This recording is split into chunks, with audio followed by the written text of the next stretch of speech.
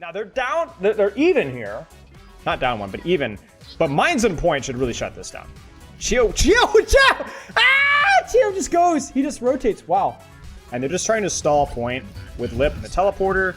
They're really trying to greed the Mines here. They might just need to use it. I'm here. No, he doesn't. He's him. He's just him. That boop distance is insane. I don't have a whole lot here to add outside of Junbin is just a crack addict. This is it. Okay, perfect. Okay, so this is with perks. Yes, these are with perks. Hey, okay, so again, this is going to be, I'm gonna review the match. I'm gonna give feedback. I'm gonna give insight about how this macro level is being played. However, I'm gonna admit ignorance on a couple of things. Number one, what the initial early solve of what the meta is right now. Like, nobody knows for sure what is hard meta right now, but there's going to be some decent guesses as to what's meta, and that's what you're going to be seeing here. Like, early first guesses. There's not near enough time to solve the actual meta, but just either comfort picks or stuff that we know are good or perks that are look on the surface level really good. Number two, I'm not as familiar with how these players have progressed and grown. If you asked me 2 years ago, I could tell you my thoughts on Heesang and Lip and Hanbin and Stalker and so on. I could give a pretty decent, accurate assessment. I imagine that these characters, or players rather, are still at the top of their game. They're still some of the best players in the world at each of their positions, or even the best in the world at their position. We talk about like finding the best five on each position. You'd be hard pressed to replace any of these players, at least from my understanding. I also am not sure exactly what the ban meta is incorporating the current early meta read. So bans are difficult to read in other regions especially already, but then you factor in the fact that this is off of an early perk meta read, which has already shifted up the meta. Will it think for the sub? It gets even more complicated. So I'm not sure. I love salt. Black pepper is underrated. Thank you for the sub. But the big thing here is I'm going to give you guys my best guess as to why certain bans are being used, but take, coincidentally, my opinion with a grain of salt. I'm going to focus more on the gameplay and less on the strategy of the bans and the meta itself. I will offer some intake and or feedback here and there where I think it's bad. But yeah, so hopefully that makes sense. And if you guys have any, or like, oh, I've been watching a lot of Korea. This is why. This is why. You know, I'm open to any insight that you guys. I spelled Raccoon wrong. I did. Oh yeah, I did. My bad. Wait, why can I not remember? Yeah, my bad. Okay, that's embarrassing. Yeah, lots of variables, chaotic solving the meta right now, and so on. All right, so let's look at the bans here. So let's actually see what they roll out on really fast. And so, yeah, okay, so this is the bans before we pivot over to the replay viewer. Pharah is banned. Now, I have seen a couple. I know. Okay. I'm being gaslit by my chat. I'm ignoring. We're going to move on. Nothing is happening. Pay no attention to the man behind the curtain. Okay. I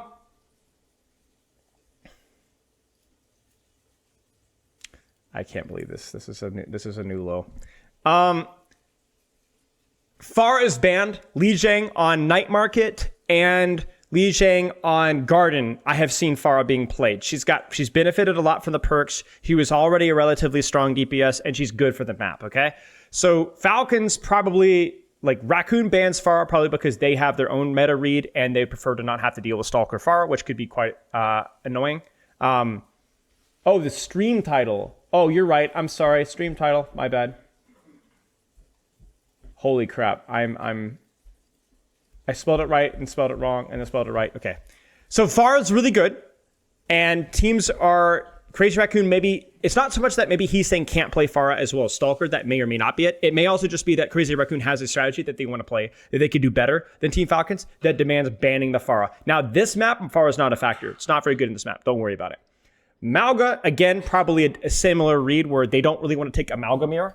And so they're going to ban out Malga because they're scared of Junbin's Malga and so on, right? Now, the way bans work, just so we're clear, is this is not the implementation of hero bans in Overwatch's future. Those are going to be more bans. The way it's been done in professional Overwatch recently is that the number one seed at the start of the map, to my knowledge, is able to pick a hero they want banned. They ban that character cannot be played by either side. Then it goes to the second team, and then they ban a character, and that player cannot be played. However, once you ban a hero, like Pharah here, the other team is no longer allowed to ban a damage character. No longer able to... I actually won the Spelling Bee, Poop Cape. Thank you very much. You won a Spelling Bee? I did win a Spelling Bee. I did. They're no longer allowed to ban a damage character. So not only is Pharah banned, but you are not allowed to ban Bastion, Tracer, Sombra, any of the characters. So there's a lot of strategy here about sometimes not just banning a character because you don't want to see it, but also that you don't want them to ban a damage character. That maybe is fundamental. So like maybe they ban Pharah, but they don't want Torb banned because they have a Torb strategy, right? Now the other thing about bans is that once a team wins a map, the next pick for bans is the loser. So if Crazy Raccoons win this, then Falcons actually ban one hero. And yes, once a hero is banned, it's banned for the entire that map. You can pick the Pharah on the next map, but crucially, you can't ban Pharah again. So Raccoons cannot ban Pharah on second and third map. It's unbannable. So you can roll protect with ban, you can ban a hero early, but you have to make sure that you don't want to ban it again later, and so on. Yeah. Why aren't they playing Ana? I thought her perks are really OP right now. It's more of a map thing. This is not a great Ana map because it's very fast, a lot of movement, a lot of brawl stuff, and so Ana's not going to be as playable. So remember, nothing about meta is in a vacuum, right? So these aren't necessarily, like you look at Orisa, right? I would not say Orisa is a strong character, even necessarily with her perks, but she functions well within the meta of the composition that they're being played and what they're likely to play versus, which is some form of brawl, rush, Ramatra, something along those lines. Orisa functions relatively well, and she does okay with her perks, right? So it's irrelevant that Orisa's weak individually because she functions as a larger part of a whole. Larger part of a whole. Okay, does that all that make sense? They can't ban the same role. Yeah, so if you ban Pharah, you are not allowed to ban another damage character this round on this map. And the next map you can ban again. Yeah, so that's basically it. Okay, let's actually get into the replay code here, and we're going to get rolling here. So within the context of the bans that are being played, no Pharah, no Malga, what are we going to see here? Now, there has been a big replay viewer bug. You guys might be familiar with it. I know Overwatch is aware of it, but it's not likely to be fixed until the mid-season patch. So if my game crashes, that's why. It's really annoying, but there's not a whole lot that we can do about it. We're going to turn up the audio just a wee bit. Let me know if the audio level is good. So let's kind of talk about the strategy here. So again, this might be outdated and this might not be completely accurate, but this is my initial read of things. Okay, first things first, Symmetra is really freaking strong on this point. You get an immediate teleport out, which means that you get to the choke very fast. You get turrets, you get choke pressure. There's not a lot of off angle and dive threat, so Symmetra doesn't have that weakness as well. And also, Symmetra's just really good with her perks. I actually think the more I play with Symmetra's perks, the more I'm confident that her perks are actually a little bit underrated. The extra turret is underrated. The extra TP distance is underrated. The extra beam range is underrated. The heal on her teleport is underrated. So the character has benefited a lot from perks, in my opinion. Torbjorn was being played, Symmetra and Torbjorn, by the way, were also kind of creeping into the meta prior to the perk reset. And I think Torbjorn, as well as Symmetra, has also benefited from perks as well. I think a lot of his perks are relatively strong too. Juno Lucio versus Kiriko Lucio. We're just talking about speed rush comps. There's going to be a lot of jockeying for push and pull. Ramatra versus Orisa, same kind of thing. Orisa's more of denying the... Basically, Orisa's more of like, okay, I can't really push your backline in the same way that a Ramatra can, but I can kind of deny you pushing mine with Javelin spin, and so on. I think Ramatra is probably the stronger character in the vacuum, but maybe the Orisa is good at denying the push onto the Symmetra and Torbjorn, and she's also pretty good versus the Mei here. So honestly, both of these comps can function. The Kiriko is definitely unique. On paper, a Juno speed ring here makes a lot more sense. You don't need the off-angle flanker pressure from Kiriko. Maybe they like Kitsune better than Juno, but honestly, maybe it's just a hero comfort thing. I like right now the Mei better on this particular point than the Torb, but I like the Juno better. So there's going to be different reads of how this is going to be played, and we'll see how this goes. Early shield, early turrets, they win the choke control, which means that you have this clumped up here. This clumped up here means more spam pressure, which means more vortex pressure, which means that they're probably going to get a lot of early space here. Cooldowns are forced, turret is broken. How's the game volume? Can you guys hear okay? Or is it too quiet? That's sloppy. What the frick, man? So actually, I want to credit Lip here for the off angle with Symmetra, you see the pincer approach? There's nowhere really where Stalker, it's a little low. Okay, there's nowhere really for Stalker to play safely. So actually Stalker kind of gets off-angled a little bit here, but that's still sloppy. That's going to be a bait teleport. That's going to force Vortex. They actually use it just to bait, and they push their angles, and they take space off of result. Is that better, y'all? The objective is now active. Why no Tracer here? Again, bad matchup. Bad matchup. Good perks, bad matchup. Bad map and bad matchup. You will see Tracer likely on other maps. And so you can kind of see that they're using the Torb or angle and the Orisa to kind of bait. Now they have to respect the teleporter here, but obviously, like, if you do take the teleporter, you do get pincered from multiple different angles, so it's always a risk. Chorong will boop, she will shoot in the back. The turret gets destroyed early. I'm kind of just narrating things as they happen here, and you can kind of see, like, this is really where Mei and Torbjorn are, far as banned. Yeah. So this is where Mei and Torbjorn kind of serve the same role. The things that Mei and Torbjorn have in common is that both are very self-sufficient DPS in terms of they have a lot of self-sustain, bigger health pools and so on, that allow them to take greedier angles without getting rushed down and killed. So you'll notice here that it's actually the people that split are the Mei and the Torb, because Mei has Ice Block, Mei has good range, Torb has Overload, Torb has armor, Torb has range. So this armor, this wall here is actually meant to allow for pressure on main while we isolate and kill Heesang here. And it's really important that Chorong is here to support Heesang. And it's also really important for Chio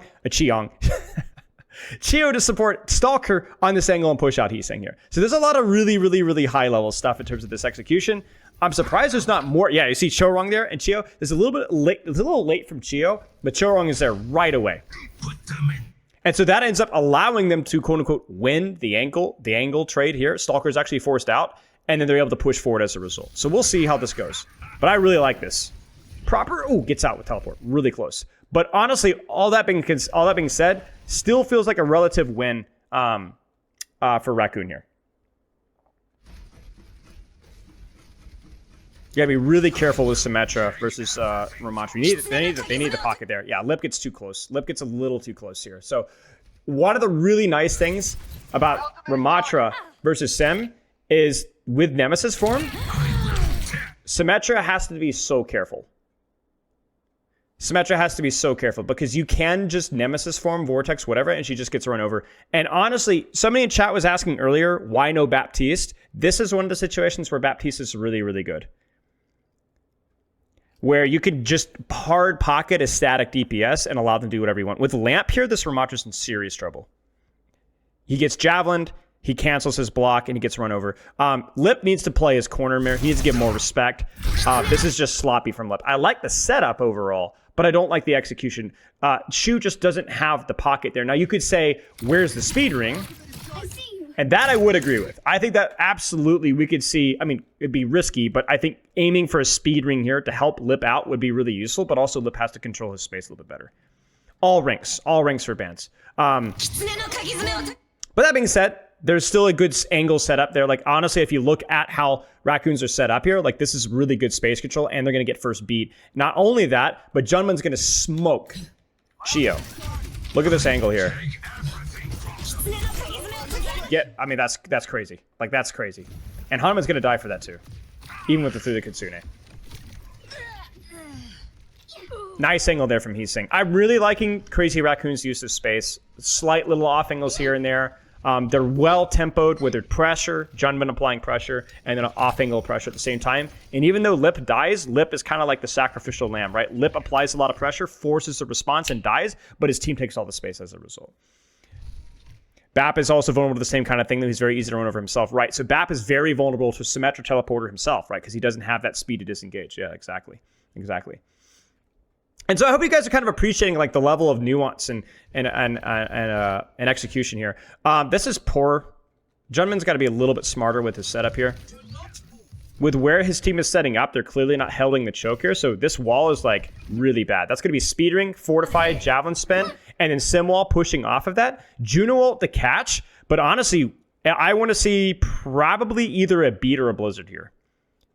Right? This is just Junban not... Like, this is a classic rank mistake. Where are we fighting? Oh, we're fighting. Oh, no, oh, shoot, I overextended. And because Lip isn't here yet. And so they're just like W King through it right now. We should see another ultimate here. So this is called layering. We've talked about this before, where basically if you look at a individual mistake from Junbin, that forces a lot of cooldowns. They then Falcons use an ultimate to keep pushing off of that, to punish the use of those cooldowns. They respond with Juno ultimate. So it's 1-for-1 here, right? 1-for-1. I still like Falcon's position a little bit better with a 1-for-1. But if you want to guarantee you've used an ultimate to force another ultimate, and then you respond to that response with another response, right? You don't combo ultimates, you layer. And so either a Blizzard here because Fortify Javelin Spin have been used, because the Torb is kind of close now, or even just a beat, just to get on top of the backline here would be fine here. I would, yeah, so there's the beat. Now I like the Sim Wall in response and the Torbolt in response. The spread on the Torbolt is really good. Is the Blizzard going to connect? It is. It's huge. Now there is an Ursa ult in response, and that's pretty clever, and that's going to kill proper. However, the question is that going to be enough? This is a giant ult mess. Okay, let's look at this a little bit carefully here. Does proper get a little bit too greedy?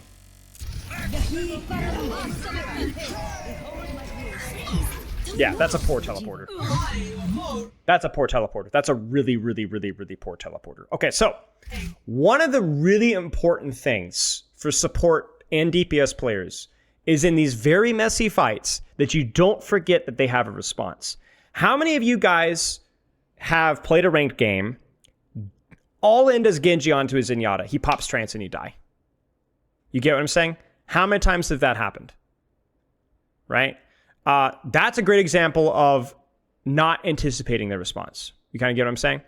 So for proper here, he's thinking, oh, we have a massive advantage. Let's go in. We're good. But he forgot Orisa ultimate.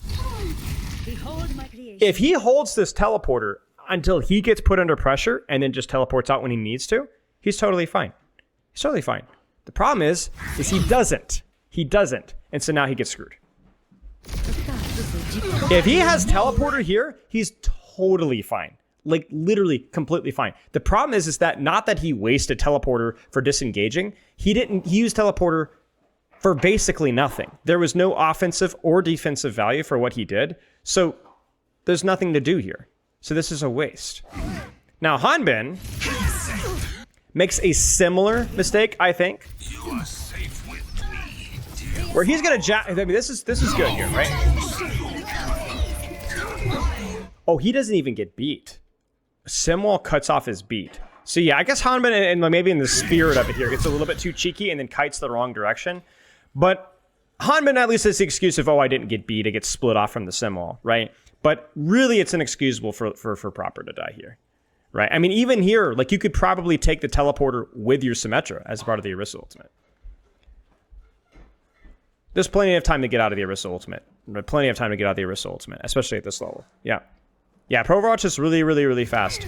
And there's a lot happening on your screen as well, which makes it really, really difficult to watch. So actually, despite Falcons actually going into that fight with, in theory, the better layering, the key difference between the two teams is the spacing of the squishies. Like, in this massive ult mess, who's in the middle of the fight here?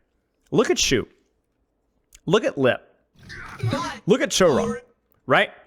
Do you see how they're kind of like all kind of surrounding the big giant clump, but they're not really in the clump? In fact, the only person who gets caught in is the Torbjorn, who actually almost dodges it, right?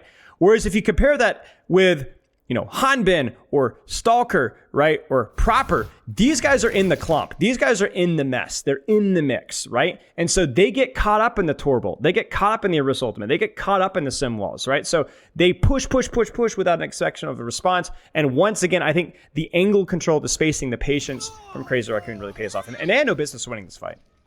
Team kill. They had no business winning this fight. So well done.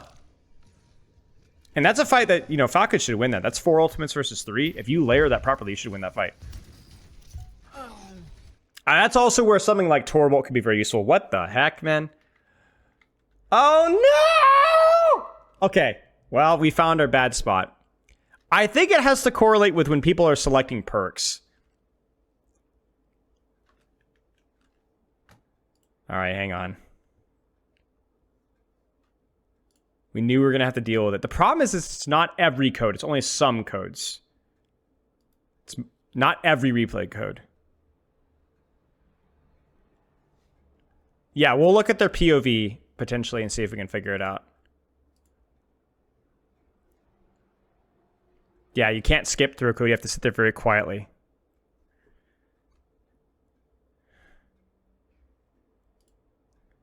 If you want to test a code, try fast forwarding it to the end. Yeah, maybe.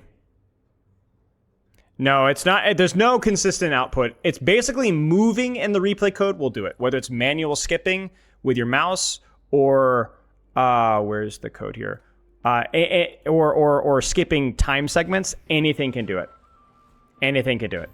There's no consistent theme. I haven't necessarily found a consistent hero. I've screenshotted a lot of heroes, and there seems to be no like consistent theme with that.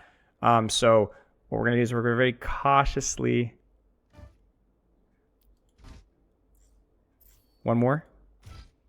Okay, and then we're just gonna let it play. This doesn't crash it. Too close. Now, I think he just gets double dinked, to be honest with you guys. So he's gonna double speed, get Heesang out of there, and then just gets sniped. Yeah, he just gets caught with his pants down. Okay. We're gonna be very, very well behaved. Full flip here. Now, honestly, I think this is just them going in, like, we gotta make something happen. They're gonna actually do a split TP here. This is where the Kiriko is pretty nice because Kiriko could take a really greedy angle and teleport out here. Oh, they're actually just gonna do a full TP, a full flip. Yeah, that's fine. Can they catch Heesang? Oh my gosh, Junmin Chio just gets smoked with another javelin. I don't know if oh, chat, I want to see it, but I'm scared. You know what, guys? I'm not afraid. I'm not afraid. Oh, by the way, we could do a quick run through of what perks they've picked as well. I'm not afraid. Yay! We did it! We did it! Let's get low. Hope you didn't work too hard on that. Weird amp. That was such a weird amp. He amps heals, but nobody's moving. And then it's also not speed. It's like, what? So then he goes back to peel and then gets javelin and smoked. So let's look at the perks they're using here. Extra turret for lip. I actually like that a lot here. We give with where they're at. Overload, reload, I think. That's the fortify burst health. That is the boop distance. That is the faster lock on for heal torpedoes.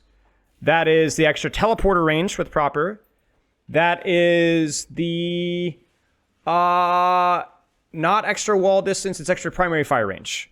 That is the pulsing love you damage off of his Omnic form. That is the extra healing off of hitting, or no, it's the extra heal when healing critical, or extra heal speed when healing critical health targets. And this is, again, boop distance here.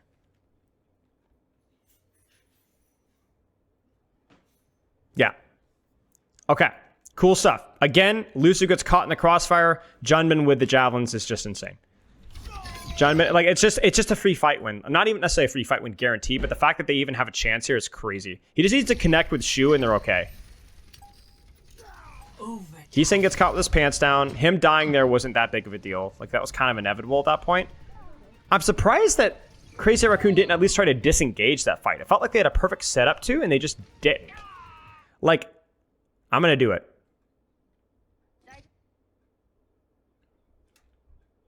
Ah! Frick! I pushed my luck. Do I literally have to, like, sit there? I needed to see Lip dying, guys.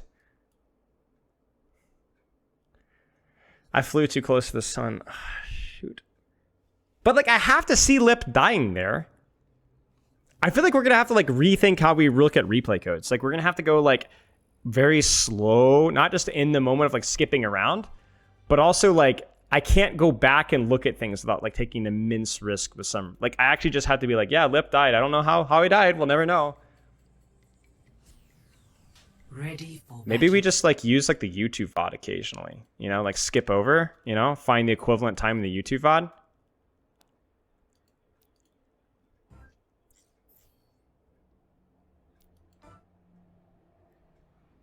Okay, you know what? I'm gonna be a chicken. Because it really feels like this fight here, like once you're here, you're like, oh crud, you know, we lost a Lucio. Just hold your angle, dude.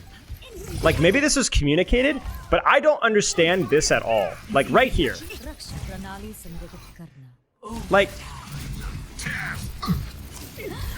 Like this is so stupid. Like this is just dumb. Like you're down. Like you could just play slow here. Like I don't even know that I'd use teleport yet. Like just go like teleport top or out and just like quote unquote play slow.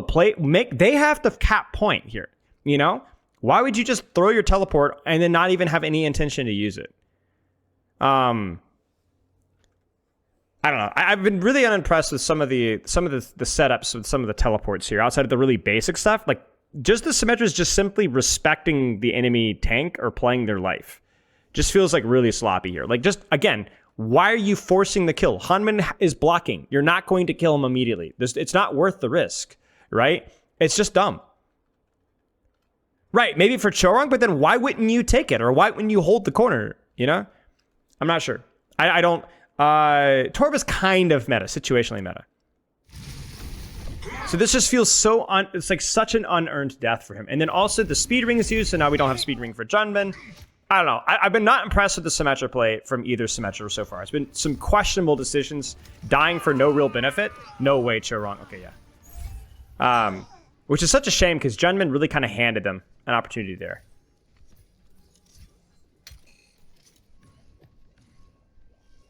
I'm not skipping forward. We're just going to speed forward 2 times.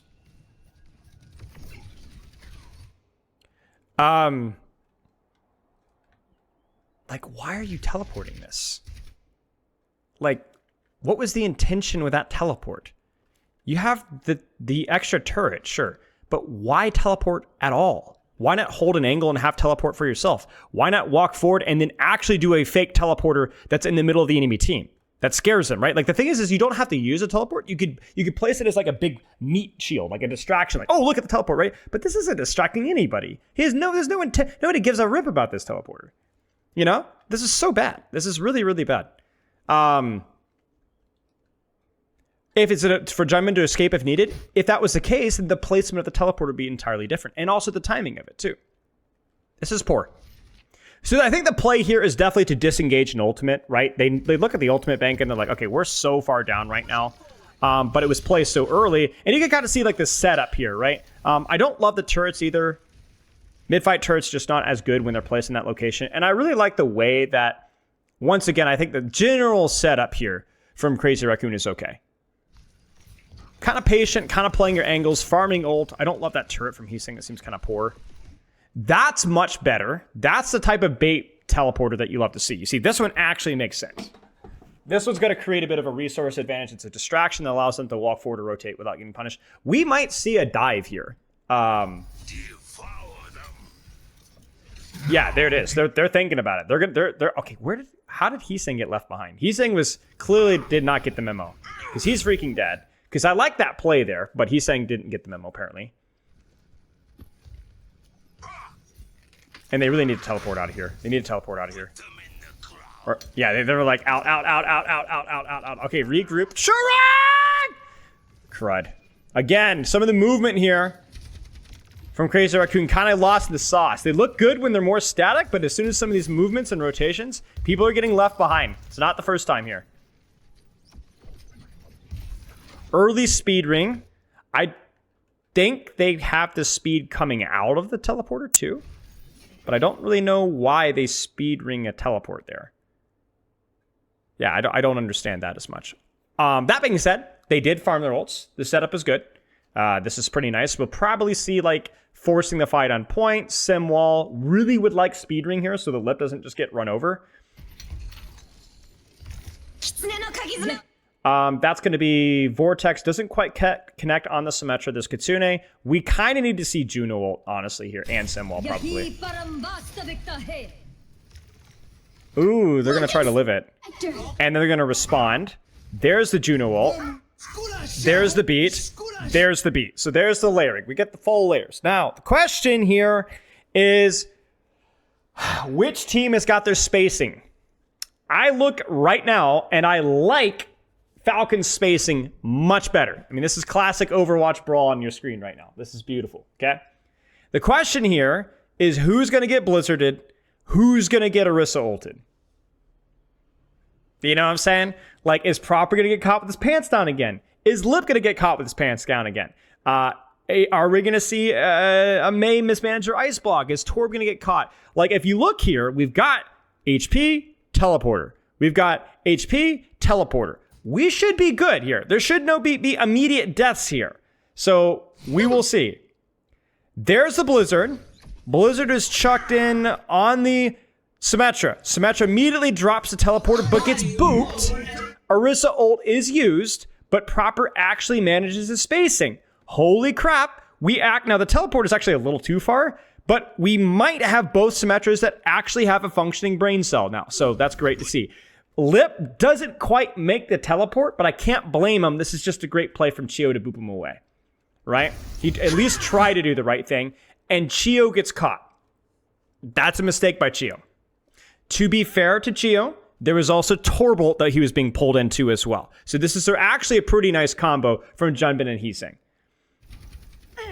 Lip dies, Suffering is kicked in. Huge javelin from Junbin on Stalker. This guy has been on point. Like, this is just absurd.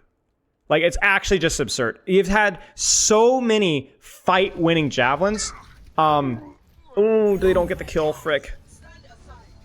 Honestly, is it just an ult bank diff? No. It's like, Junbin's just insane.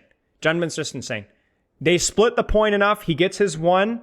Lip does his best. Proper does his best. Doesn't pay off. And yeah. Yeah. That was crazy. That was actually much better execution, I think, from both teams in terms of like the spacing of their Symmetras. Chio gets caught with his pants on, but to be fair to Chio, he got Orisa ulted into Torbolt. So that's a lot of damage even under beat. Hey, Ram. I don't know. I don't know if Junbin's the best Orisa left, but he won so many of these fights just off of his ultimates and his javelins. And the spacing and pacing of his cooldowns, the layering, that was really well done. Okay, this is where the Pharah ban really starts to kind of kick in here. And we'll talk about the hero picks once we're ready to go here. 5, 4, 3, 2, 1. Okay. Sorry again for the speed. Okay, so they're going to stay. So they're going to actually teleport out and then swap over to Echo. We got more of a dive, off-angle, verticality approach from Falcons here with the Echo Tracer. And that seems to lean a little bit into their strengths. You got players like Fielder, Chio, Proper Stalker. Huge. We're going to see teleport to point probably at some point here. They don't want to go super early, which means... So basically, okay, so here's the thing. When you play dive versus any more short-range composition, you really want to surround them. The brawl comp, the shorter range comp, doesn't want to get surrounded. So they take off angles too, and they shoot you and they poke you, you know? But the problem is if you go to point right now, yeah, you have time to set up, but it's also...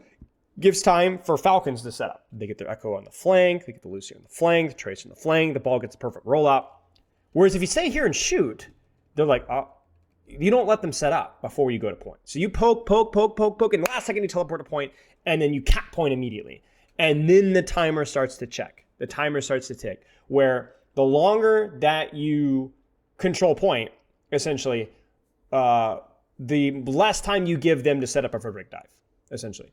So basically what we have here is a situation where I would be surprised if Crazy Raccoon TBs the point now. It might be kind of player online, poke a little bit, look at the Tracer, look at the Echo, shoot at the Honor, shoot at the ball, and then teleport at the last possible second.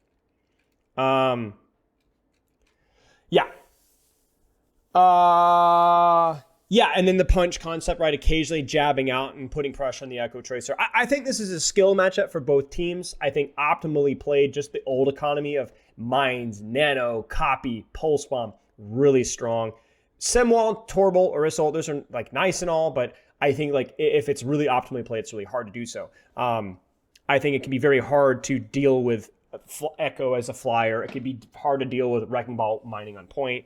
I think it will be more of a question of how many mistakes will Falcons make. Superstitious Cookboy, thank you for the sub. Congrats on the 3 months. How do you feel against the ball picking against Torb Sim? I think it's really good. I think Ball is amazing versus Symmetra. He's a little tricky versus Torb, but this is also just a phenomenal map for Ball. This is a good comp. The Ana Lucio is really good because basically, as long as your Ana doesn't get teleported on, and Lucio helps with that, then anti-nades are basically free. Yeah, I mean, it's just, you got anti-nades, you got nano. Yeah, this is going to be good. Oh, they don't like that matchup. Okay, so there you go. Case in point. I'm yapping, and they just go back and they swap. Okay, well, there you go. Did we just see Amir? He thinks stays in... Wait, what? What is going on? Oh, okay, well, we're going to see Torb Sim. I don't know why you stay Symmetra here. Maybe it's used to reposition your Ana around. But I think she could get isolated. It's going to be... Lip is going to have to bring his A game here. I think Lip is going to have to bring his A game here. Now, to be fair, he almost has his major perk. You know, actually, chat, I wonder if this is a major perk thing. Can I just, like, maybe theorycraft a little bit here? Look at the bottom left of your screen. He almost has his major perk. And the strat would be basically you're looking to survive an engage with a teleport here. They're playing this comp before perks, right? But look at bottom left. He almost has his major perk here, which means that he can not only teleport away from a dive if he gets pressured, but he also has an extra turret, and he also will... I mean, I think the play here is probably the heal teleport. 20 healing per second off of a teleport. It's really freaking good. Really freaking good. So yeah, I know that Torb Sim Ball has been played in certain situations. I just don't like on like time maps where you have setup. Like I saw the Cager did a good video. I think did a great job breaking down how it was played on like first point Numbani defense. I don't think that's the case here. I think this is a different map, different situation. You don't have the time to set up. I don't think you immediately pick Symmetra in this situation. I actually think this is less to do with what was meta before and more to do with the major perk because you don't have time to set up here. I don't think Symmetra is the default play. I think it's exclusively perks here. I have opened the So path. he's going to teleport a point here. He's going to get his 4 turrets, which is really nice. He's going to get the support of his team. They're actually going to leave Shu behind, kind of lurking behind. And they're going to put a lot of pressure on those divers. Protect. Let's do a quick perk check here. We'll do it in a moment. Because it looks like a couple of major perks are still not quite there yet. There's a dive. Shu may or may not rotate. And they get first point check. He teleports out even before he gets dove, because if he teleports away from Lucio Tracer, then he doesn't have to worry about getting dove. It takes him a little while to rotate on top of him. Good pressure on, like, look at the pressure. Like, they're just never letting these guys set up the right dive by shooting. Like, you don't peel dives by waiting for it to happen, and then you proactively push out those threats pretty early here. Really nice angle from Fielder. Lip is kind of in serious trouble here. He's getting pocket. The nade hits the... No way. Oh my gosh, Lip. Wait, he still dies. But still, the trade is insane. That's crazy. Great pocket from Shu. Excellent work all the way around. Let's do a perk check as soon as this fight. Perk a check. As soon as we sorry guys. I feel ashamed of myself. As soon as we get a status report. Okay, perk a check. Just swapped to Ana, so has nothing. Symmetra, healing teleport, as predicted. Great to see.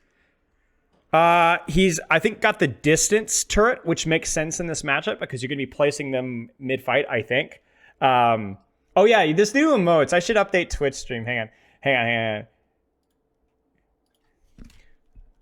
New emotes. Yeah, if you guys are subscribers, there's like literally a metric butt ton for for subscribers. There's a lot of them. Okay. Perks have been fun, yeah. Okay, Ball. Does Ball have no, Ball doesn't have a perk yet. Lucio has the amp range buff. Chorong does. Proper doesn't have a perk yet. He just swapped. Stalker doesn't have a perk yet. Just swapped. Hanbin doesn't have a perk yet. That's the dance, swift step, bam, bam perk, right? For lack of a better term. And again, amp range here. I think amp range. Is that the amp range or is that the amp attack speed? I'm not really sure. I think it's the amp range, I think. Okay, yeah. Shuffling. Yeah, okay. So yeah, how is Lip going to be able to manage his, you know, survivability? They actually go Diva Venture, so that's basically going, okay, well, this thing is going to be pretty cancer to dive. Let's play characters that are going to allow a little bit more direct pressure onto the Symmetra. And honestly, Hanban on Ball versus Junban on Ball, I mean, I know which one I'm taking. You get what I'm saying? I think the Hanban on Ball Stalker Echo was specifically orchestrated to counter the Orisa Torb Sem stuff. And then they ended up just going back to spawn and swapping. And then now you're like, well, I don't want to be on these heroes anymore, right? And now they're actually playing maybe more of the strengths of what they're seeing. Junman goes in a little early. And he's not going to really force much. He will share his shields. But this is a bit of an awkward setup here from Crazy Raccoon. And this is definitely the limitations of your composition where, like, okay, that's just a crazy anti-nade from Shu here. But the limitations of your composition are such that you can't really take very many good flanks because you're running Torb Sim. So you are relying off of your poke, and you're relying off of little soft angles here and there. And honestly, just Junman doing... Because the nice thing is that with Junman is like, there's no CC here. Like, there's no pressure on Junman at all. And even little stuff like this, like Junman... And like, this is, like, freaking... They just teleport over here, and then... Haman's like, what the frick, guys? Like, why are you there? Like, what is going on? Now, they're down. They're even here. Not down one, but even. But Minds and Point should really shut this down. Chio! Ah!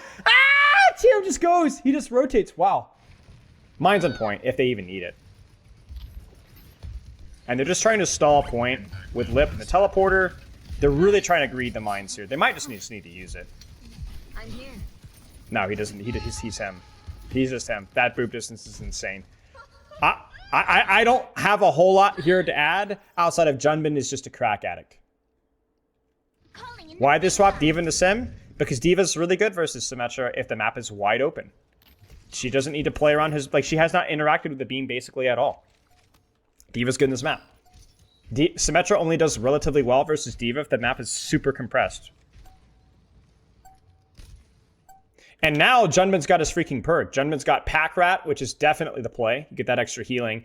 We've got a bouncing nade here. Let's kind of do a quick run through here. Proper is going to have health pack on his blinks. Stalker has the see-through walls. And then Kiriko, I think that's basically it. Huh? So this is rough, man. Like, you rolled out with a counter comp, but because they had Symmetra, they go back to point and they go back to spawn and counter comp you before the point unlocks. Then because their comp is better than yours and you don't have time to swap, they beat you on first fight. And then you try to counter comp them, but because they already have their angles set up, they already have a perfect setup for everything, Junman just plays with you and you can't even force point. They get a couple of good execution, well-timed dives. They don't even need to use an ultimate, and you're going to this fight with nothing, basically. I mean, you're going to have some stuff soon, but this is a slaughter. Pre-fight mines, that's fine. Goes for the early boop. Stalker's in trouble. The sim walls used as well. It's a bit early, but I don't hate it. Simwall has like extended value. Kitsune, and all they need to do now is basically don't fumble the bag here. We could see defensive nano onto Symmetra. We could see defensive nano onto Torbjorn. Diva's demacked. We get a boop off of the fielder, or not even a boop, just a straight up kill. And this is just cooked. Anti-dive characters that have benefited from perks is the takeaway here. This probably wouldn't work, and I think this is really important to highlight here. Echo is good into this, which is why Falcons rolled out an Echo, but Pharah is even better. Pharah is actually still functional versus what they counter-comped to. And so I think this is just where, like, Crazy Raccoon is very comfortable in their anti-meta, weird Percocet DPS heroes. You know? The Sim with the heal teleport, the Torbjorn with the turrets, this kind of stuff, and just let Junban run free. And if you ban Pharah, you're not worried about this stuff anymore. You're not worried about this stuff anymore. Now, and it's also worth pointing out that Shu also gets the double nano here, so. Yeah, crazy. Honestly, just compositional diff there from Crazy Raccoon this particular map, and I think just a slight angle execution Raccoon in the previous fight. And honestly, actually, the previous map, I think Raccoon made a lot of mistakes that gave Falcons a chance to really to perform and almost win the map. I think just Junbin honestly carried the previous round. Is anti-dive strong right now that makes Zenyatta better as my recent win streak? Could just be probably just a coincidence, depending on the sample size of the games that you have. But yeah. Yeah, I mean, Junbin just did it, man. Junbin just like he played really well this map too. I mean, Junbin is just the guy. Like this game has been Junbin popping off. Like he is just a menace on ball. Previous round, he almost single-handedly won. They had some good setups to be fair, but they kind of fumbled some of the old fights. But Junbin just, I mean, so many crucial javelins, just free kills and free trades when they had no business winning it. You know? Okay, let's take a look here. So, again, they're trying to kind of like lean into the Sim Torb anti-dive control. Like, I don't even want to classify it as anti-dive. Like, let's clarify what Symmetra and Torbjorn are. I think Mei falls in this category as well. To a lesser extent, Cassidy. They're just DPS that have a bit of poke range that don't immediately die. That's pretty much it. Like, you have the sustain of having the extra 25 HP and theoretically also having teleporter and the heal teleporter eventually. You have overload, 300 HP. The same thing goes with Mei, same thing goes with Cassidy. So you have characters that can take angles, can take pressure versus dive and not die. And I honestly think that Symmetra has a lot of limitations in these situations, right? She's very teleport reliant for her mobility. Turrets really fall off in these more open maps. She's also very difficult to play. But at the same time, maybe these perks, maybe the innovation that a lot of teams have done, have kind of encouraged teams to experiment a little bit more and gone, oh, wow, this character actually has potential. I think a lot of what's made Symmetra more viable right now is are the perks, right?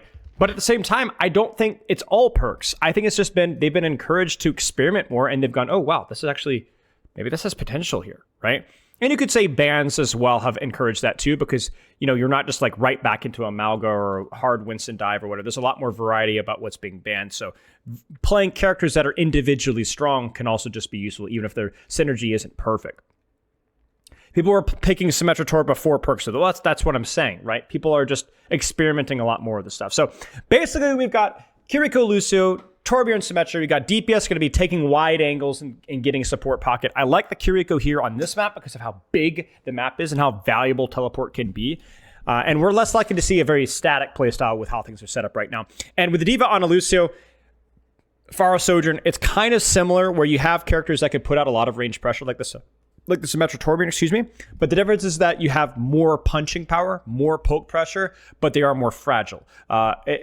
Pharah is a little bit more vulnerable here. Now, Pharah might be really freaking good versus Symmetra Torbjorn. Let's highlight that. But in theory, you have a little bit more fragility here than those characters. So obviously, Hanben, Diva, Ball kind of functioning the same roles of diving, applying pressure, and so on, but just more of a hero strength things. I think Ball is the stronger character, but obviously Hanben's just not the Ball guy. So level 3 turret or spider turret. I think level 3 turret's really good if you have time to set up. Otherwise, I think spider turret's just better in more situations, more consistent.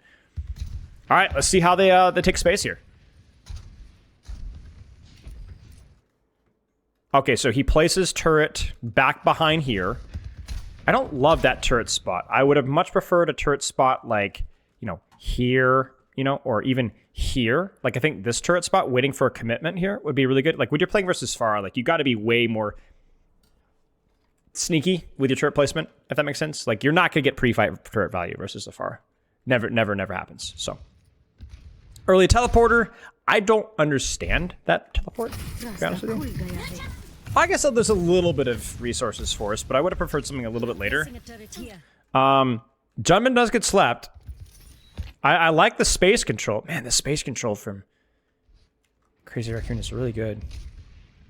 I really like the Kiri Torb. I like this Lucio helping the ball, the Symmetra pushing the ball. Now, I would like this a lot better if Lip had teleport here. Imagine if Lip had teleport like for this, or just so that he doesn't get pushed out. But,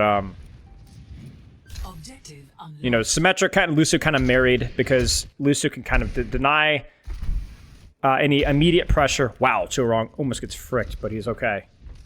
Good engages there from Junbin. Really nice engage here. And just a lot of pressure, right? Where is Lip? Lip's trying to follow up off of the dive, but he gets caught. His turret teleporter just blows up. Wait, what happens? Wait, what happens? Hello? Does it just die? Oh, it just dies. Yeah, okay. So it just dies. A bit risky. I don't love that teleport from Shu. This is really bad from Shu. That's really, really bad from Shu. You cannot do that. You can only do that when you have information about diva spacing, and he had no information at all. This is really bad from Shu. This should force a Suzu. Oh! Oh, I'm dumb. I'm dumb, chat. He took the teleport and then teleported out. I'm dumb. I'm sorry. Forgive me. Well, there you go. Still, you know, obviously a little bit sloppy, but at least he keeps the Suzu, right? Yeah, my bad. My bad. Yeah, I mean, in terms of total space here, Junman's still pretty free here. There just isn't really any damage onto the ball. Like even if you do get the sleep, you don't kill the guy unless he makes a major mistake, right? So there's like a lot of cycles here. Lip gets a little bit cheeky here. What happens with Lip? So he teleports too late and then teleports in the open. Not the best space take. Like, this is just really where, like, okay. You just need reps in Symmetra. Like, if this is a top level Symmetra, where's the teleport go, chat? Where's the teleport need to go? You tell me. With the information that you have, where does the teleport need to go? 2 spots, right? Either inside here or at least hugging the wall here. This here makes no sense whatsoever, right? It's the angle itself is fine. It's forcing a response, right? Like this is really good for your team, right? But you then don't get out, right? And so this is going to be my criticism, is not necessarily the Symmetra itself, but like, are you smart enough to be able to take space here? I like that Lip is trying, but you got to do better than this. You have to do better than this. And was that Suzu as well? No, he doesn't have Suzu, so never mind.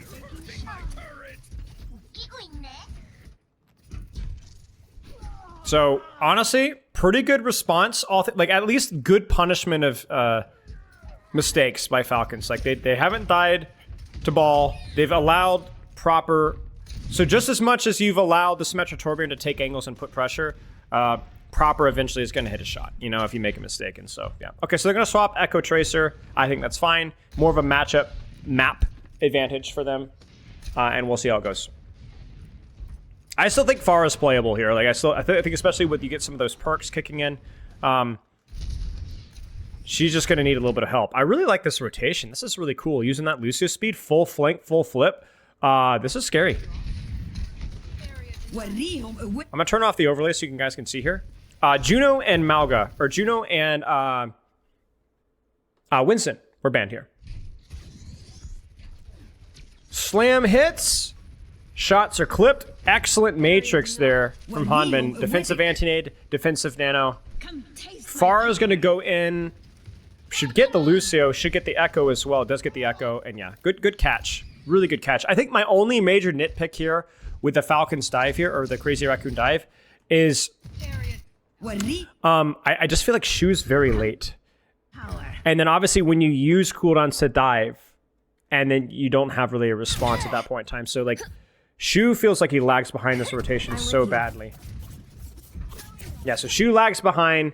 He's saying shifts in, and then they catch with Nano, and he can't disengage. And then obviously playing Lucio in a map like this, you are just sometimes going to get caught with your pants on because it's such a big map. So, well played by Falcons, all things considered. Yeah, the Matrix and defensive nade there was really good. Team kill. Oh, that's cool, Rag, about Crazy Raccoon posters and stuff like that, yeah. Alright. Good stuff.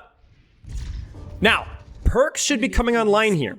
So we have the Railgun buff, which is pretty interesting. We don't see that every day. That basically allows you to one-shot, headshot, I believe, 225 HP characters when you pop Overclock, which is cool.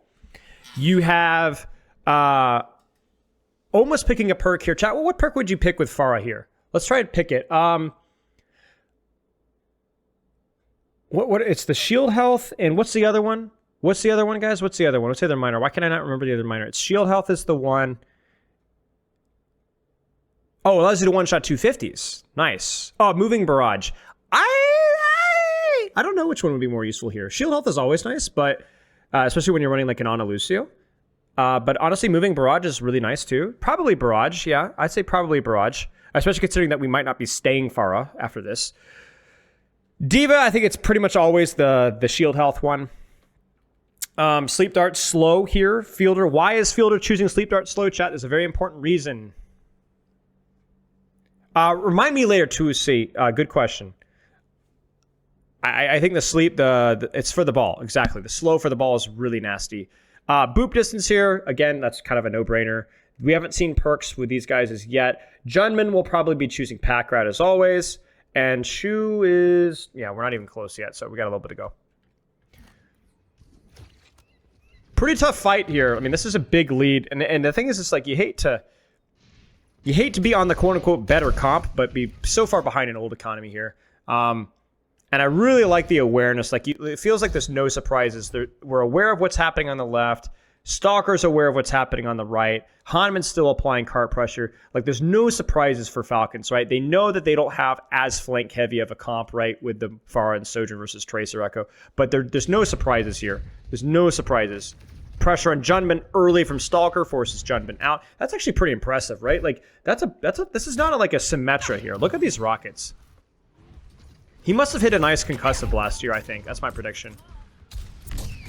Oh, he didn't even... He just straight up hit 3 directs. That's just crazy. That's actually so nice for your team. So much less pressure in your backline. Lip is a little deep. They need to retake space here again. Junman comes back, though, with a rollout. Why do they give up so much space? What are they calling? What's happening? I guess the stickies, but... I don't know. This seems like a way too much space given up. It just kind of like lets Junman go back for the rollout again. So they did a good job marking the space and then acted as if Junman could go in at full HP, and it's a bit awkward. So they might just be happy to control the high ground here and not really force anything. No, I think that's pretty reasonable. They got the cap. There's the mines. The mines are huge. It's going to be kind of Junman on his own, though. Lip is on cart. Shu's in Narnia. He sings in Narnia. Chu's going to beat, which is something, I guess, just for stabilization, but there really wasn't any follow-up to those mines at all. And then Hanban is Hanban forcing cart? Why does it sound so weird? Let's take the robot back. It's a sloppy play from Hanban. Like, I don't... Why does it sound so weird, chat? Let's take the robot back. Yeah, oh, it's a cardboard skin? Okay. It's just a bad play from Hanban, man. Like, he disengages the mines, he chills. He sees his team. And he just gets lost in the sauce and then dies with full matrix. Like, it's just sloppy. It's just sloppy. I mean, it's a good slam by Junman to finish him off, but this is just not a good play, man. Like, this is just not a good play. Just let it go. Chill for a second. You know, let your team retake space. And also, I'm not really super pleased with the way the backline is playing this. Maybe it's an urgency around Hanban, but man, we gotta rotate. Yeah, we gotta retake high ground, mate. Like, retake high ground, break these mines, and peek out here with Sojourn if you need to. But this is just poor. Really good stuff from Crazy Raccoon to play this patiently. But it's just some odd choices, honestly. It just feels so free. So great sleep from Fielder. Actually gets the kill on Junman with the bomb. Yeah, I was gonna say we'll. Ah! Let's get loud. My sound barrier is almost... Why are we amping? Let's get loud. I don't understand that at all. Some of these amps have been really head scratcher. The position is good, but that's just insane. It's a good angle by Soj. Good angle by Proper. How low does he get? Holy crap.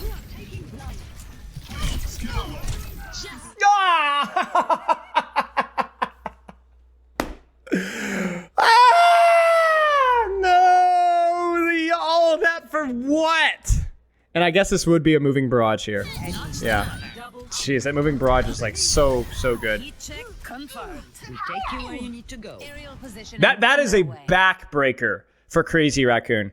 You not only have quote unquote counter swap, but you actually came in there with beat. You came in there with Mind's Pulse, and you lose the fight, the freaking barrage diva bomb. Like, come on, y'all. That sucks. Oh, yeah. Okay, well, It's a mess. It's a bit of a mess. Starts off ugly. A couple of really nice plays there from Proper, a nice sleep dart, and so on. Well done. Yeah, really nice barrage there too. I mean, look at the progress they're on an inferior comp. And you can afford to lose stuff here too. Where's Fielder? What the frick is Fielder doing? Why isn't Fielder rotating? What a weird rotation. I'm surprised we don't get Fielder parked into here. This is 100% the play. He's like second guesses the rotation and then gets shot in the back. That's just bad. That's just sloppy. And then the Matrix isn't even there either. Well, this is a bit of a mess, chat. Kitsune Rush pin. I will say, to give credit where credit is due, this is a pretty nicely set up play. Look at the pincer here from Lucio Echo on the left flank, and then the Kitsune burst from the ball tracer on the right side. This is well executed, to give credit where credit is due. How much worse is the quality of play from the peak Overwatch League days? It's definitely lower, but there's also a lot more moving variables right now. Like you have, not only a much more rapid patch schedule, but you also have teams that are like, they don't have like full team houses necessarily, all of them, so they're not like scrimming like no lifers all the time. And then that's bans, and you've got perks and so on. So yeah, this is well done. Well done, but it just feels like a couple of there's just all okay, this is the nature, and I think this is why people like dive comps, right? Or brawl comps. It's like you don't have to be the biggest ball Kiriko Lucio Tracer fan in the world, but one of the really nice things about these comps is that the positional aspect of Overwatch is so much more important with these type of compositions that if you get the positional check boxes right, you can win fights that you probably shouldn't win. Not that Falcons should have won this one, but it should have been competitive, right? You got Nano coming off PDF. Think of the 31 months. Holy crap. P3DF, whatever. But because if you look at the setup from Crazy Raccoon, the tempo, whatever, the angles that they took, and Fielder's hesitation, and then the lack, like, you could just die. There's a little bit of instability that but it's not random. It rewards good setups. You can win fights down multiple ultimates if you set up better. And that's always the case with any comp, but it's more so with these comps. And you can go from an Ana that somehow miraculously survives a 4-man dive here to basically just dies to 2 people instantly, just based off of execution, And so I think that's why people like these kind of comps, because it's not a done deal every time, right?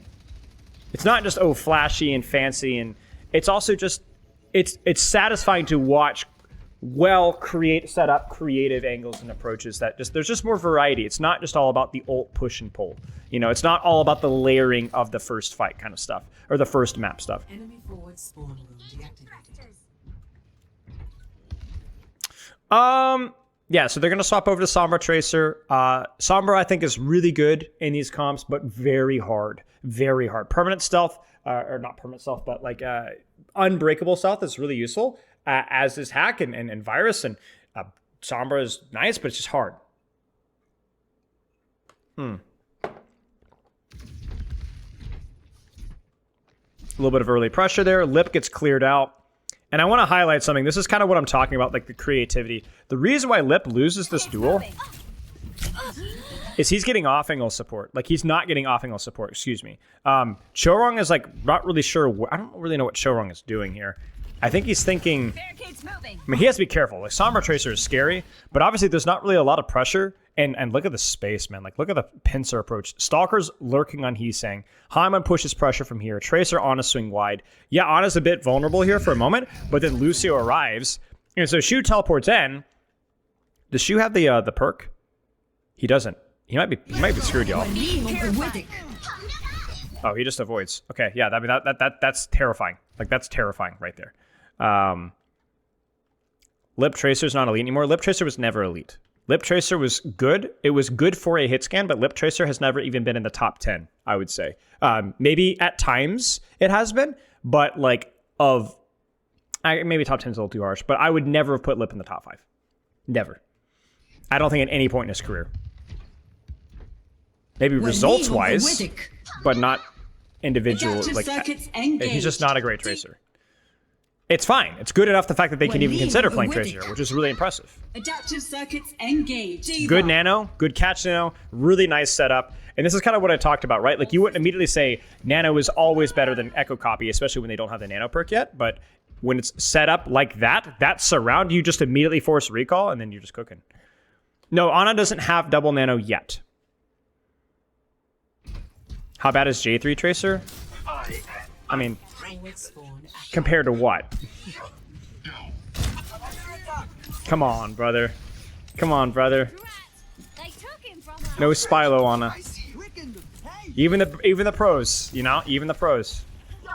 Now, it's interesting to see that Heesling actually went Pharah here.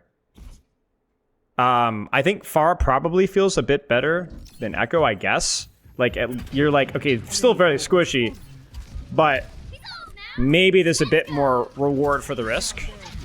I don't know.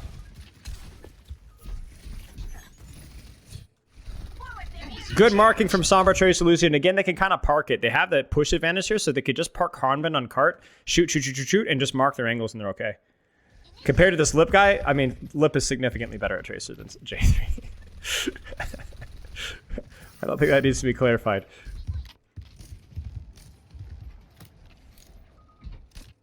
I don't know what Heesling would swap to. I don't think there really is a good option here, you know?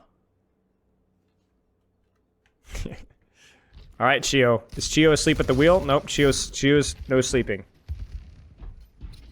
Mark. Control the angles. Don't let them come in. No surprises. No surprises.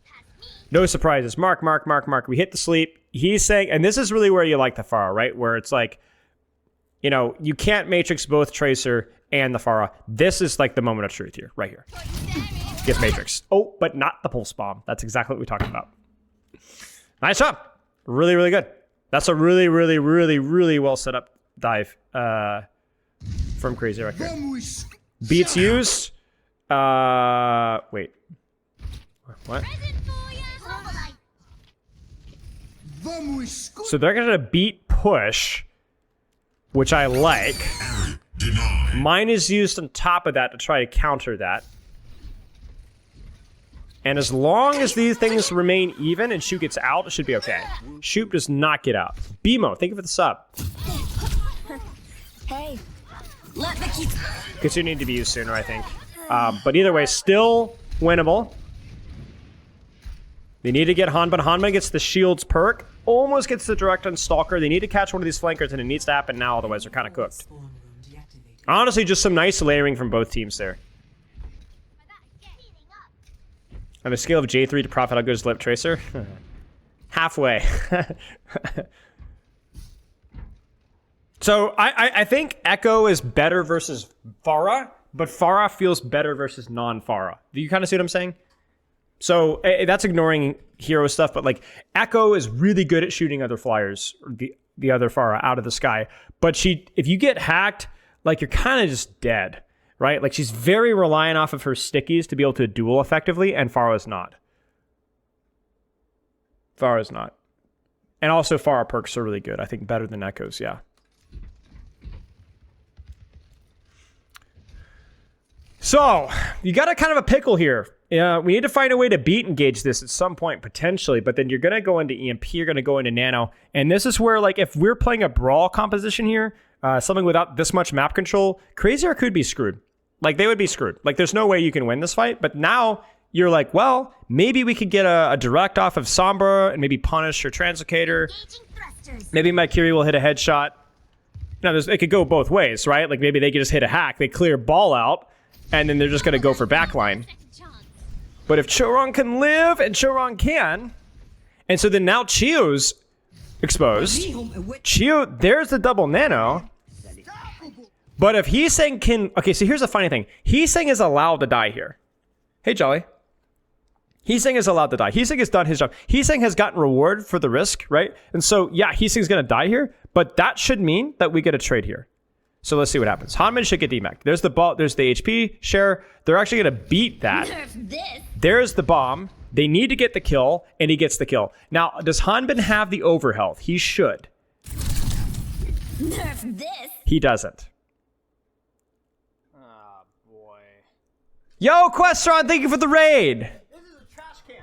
We're looking at some high-level summer play indirectly, so it works out. Now, Now, I'm not dumb, chat. There's no overhealth on Mini, right?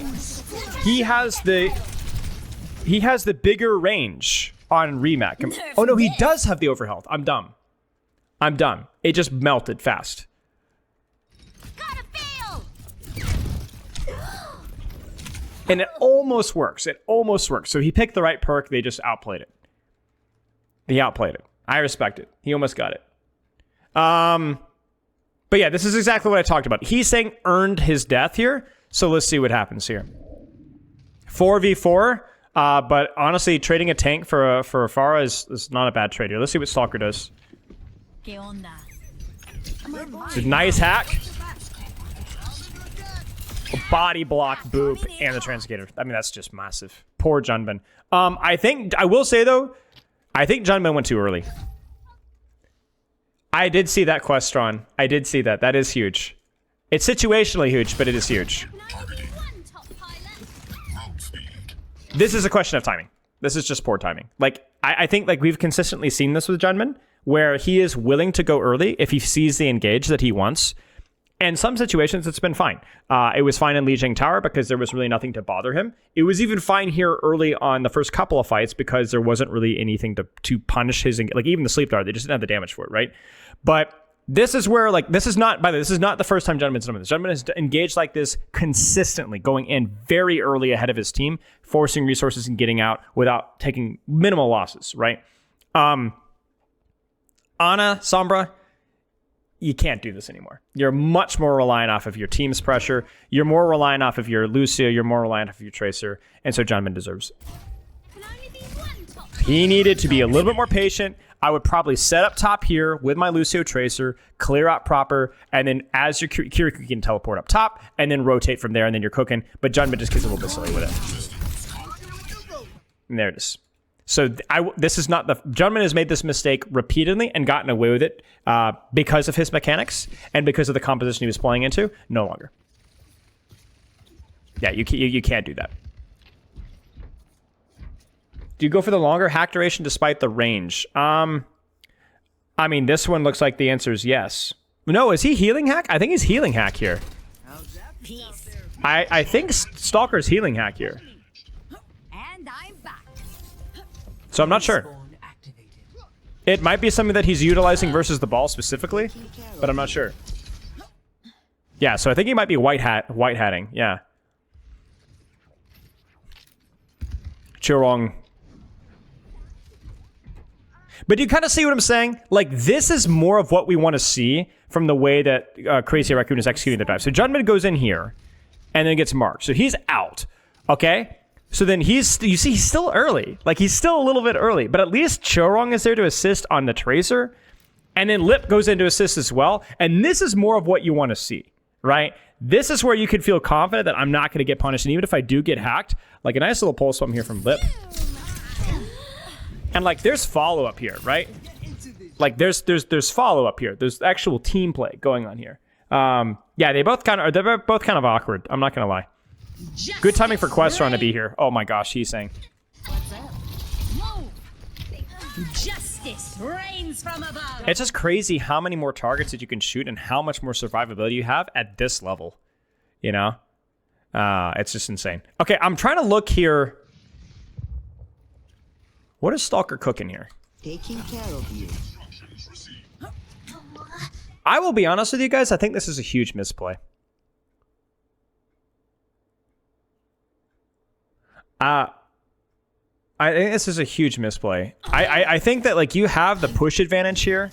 In other words, you have the massive progress advantage. You're playing into, like, it's kind of on them to make an action here. I don't really see any reason for us to go forward with EMP. I wouldn't even mind a solo EMP and ball here. You could sit here and just EMP this and just kill whatever you want. I think Stalker's kind of out of position for the situation here. And then, honestly, Lip just hits a nice pulse bomb.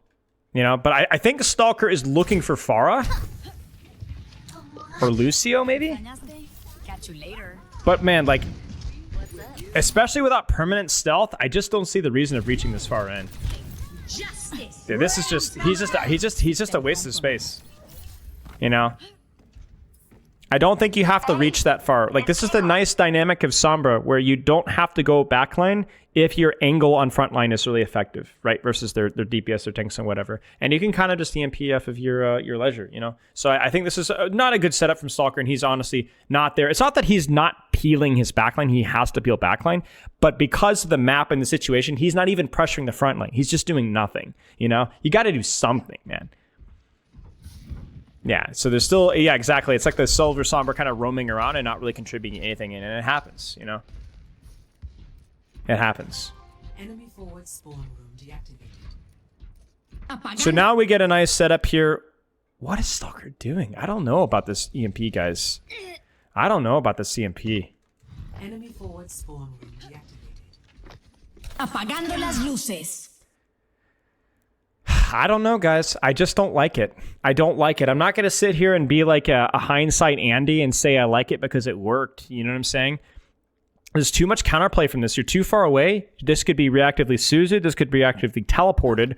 Ball can even go backwards here if he was in position to do so and shield share here. There's like so many answers to this. I don't know. I don't hate. I mean, it works, I guess. So okay, like he was intentional with it. I just think you're here. You could go for like a neutral play here, you know, and just like let things shape up a little bit. You don't have to open with EMP, you know? Get a manual hack or just get a hack. Sorry, manual hack. I know people hate when I say that. Get a hack on something and then go from there, you know? Don't have to force it. But yeah, I mean, it works, but why does Proper die? EMP. Does Proper die trying to follow up off of the... No, just a good rocket by Heasing. A little slow, but yeah. A bit awkward, not gonna lie with you guys. Every ult feels bad when you don't have space, case in point. So even despite the EMP, they just kind of, they cheat. They cheat. You guys remember familiar with the cheating concept? What map control does Crazy Raccoon or Falcons have right now? Like nothing. You've got a Curie on the floor, you've got a Lucio on the floor, Tracer on the floor, Sombra on the floor, Diva on the floor, and half of your team grouped up. Meanwhile, we got high ground, off angles, splits, supported. And Kiriko dies, but remember when we said that Heasing earned his death over here? Same kind of situation here. That's why you got to prioritize your setup. You know, you can't just ult, like you can't just say, oh, we have an ultimate, we just win. You have to prioritize your space. It's the same, that's the opposite of what we talked about earlier, where a fight is winnable even if you don't have ultimates. A fight is losable even if you do. 2 minutes remaining. Cheat staging and forces to play with no setup. Yep, exactly. No setup whatsoever. Now, what kind of setup would we look for? So instead of just criticizing, let's chat. You guys tell me. I want you to coach Falcons here. You have EMP, Pulse Bomb. You know they have nothing. How do you set up and engage here for a better EMP? Give me your best setups. Where would you put Hanbin? Where would you put Chio? Where would you put Proper? Where would you put Fielder? You don't have to micromanage every single character. Just give me a couple of people where they could have gone. Practice. This will be fun. You know where they are. They're all in high ground. You're not exactly sure where the flankers are, like where Kiri is. You know where the card is. So what would you do with the Lucio? What would you do with the Kiriko? What would you do with the Tracer? Hanbin high ground. So you'd go 3-2-1 EMP, but you'd or 3-2-1 dive, but you put Hanbin up top with Matrix. Sure, that's not bad. Proper on Mega on stairs. Okay, so we're gonna flank our Tracer here. All right. Yeah. Hanbin high ground, you let them come to me. You could have like Proper contesting with maybe like Chio here, like Proper Chio here, or Proper Fielder here at the same time. You know, you could even have the same EMP follow up with Hanbin and Stalker from here, but at the same time, have Fielder Proper here. So pressure. Oh no, I'm in trouble. I need to TP out. That's fine. Put Lip on that little box staircase Mega with Hanbin on top. Yeah. Well, I think you're talking about the wrong Tracer, but yeah. You guys get what I'm saying? You guys got it. You guys know what you're looking for. There's a lot of variety here. I think we saw it with, coincidentally, was it Fielder, I think? Yeah, I think it was Fielder. Like, remember the last time when they retook with, like, Lip ran into Fielder on the flank here with Proper on Tracer? Remember that? That was creative. That was clever. That was good. That was well done, right? That was, you take some space back. You take some sight lines. You take some angles, right? You don't clump yourself up. And yet, the EMP, they just try to cheat it, you know? Yeah. They're free to take high ground with the ultimate advance, so whatever it takes to do. Yeah, sure. So there you go. You guys nailed it. Even the pros get sloppy with this stuff, and even the pros will lose fights with ult disadvantage. Or with ult advantage, excuse me. 2 minutes remaining. And this is a really big fight because that's an EMP. They're going to swap back to Echo because Flyer. And it's a really big fight because they lost with ult advantage. They reset their Sombra, and then now they're actually at an ult disadvantage just by a little bit here. So let's see. Do they do a better job setting up? Do they do a better job controlling space here? Mine's early. This is done to force Hanbin off. They really want to get point cap here. Let's see what they do with it. Hanbin might even die for this. There's a chance. Yeah, so they're going in for Hanbin. There's the shield share from the Wrecking Ball. Now, Proper does get the angle for free, though. They cheat to try and get the kill, and they get away with it. So let's see what happens.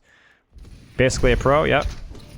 They get cap, but they do lose a lot of space. They got to be careful. Proper was able to get that angle for free, which means that now they have the high ground, and they have the pincer. So let's see here. What do we got? Can they get a Kitsune off here? Oh, wow. Stalker. What happens to Stalker here? Man, Junmin just does so much. I mean, actually, to really give all the credit to Junmin, it's not really fair, actually. Like, they did a nice job. He's saying actually marking up Proper. And then he's saying also putting in the rockets from the angle. Oh, I love it! And again, we talk about earned deaths, right? Earned death. That's a freaking earned death right there. And look at the timing of that play as well. Look at he marks a tracer out. Rocket jumps, suck, conk, shoot, bam. And then that allows the Echo to die. And remember, we talked about earned deaths. Pharah's kind of an all or nothing, right? So she disengages. Beat is used defensively, and somebody's dead. And 1, 2, 3 people chasing the Pharah, which means Kitsune is for free, which means Fielder's either going to die. Yeah, Fielder's going to die. I mean, this is just massive. Huge.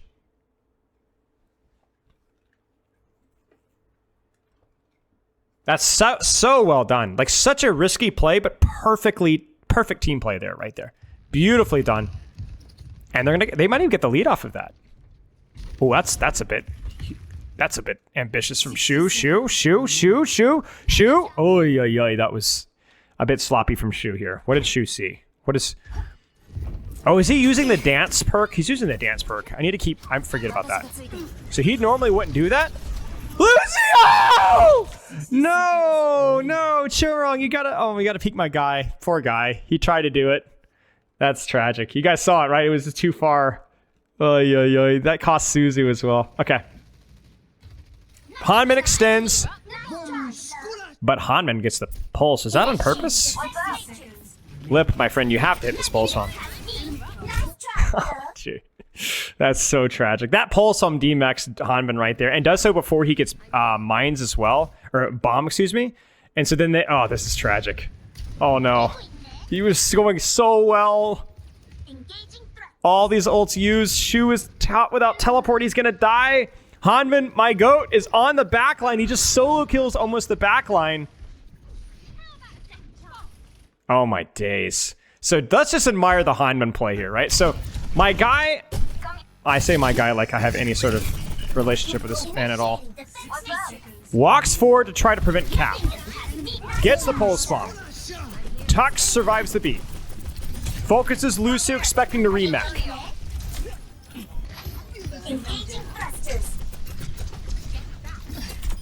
Not enough. That's a bad teleport from Shu. What did he see? Did he have another teleport? Maybe not. Maybe, okay, whatever. I don't know if he had another teleport there.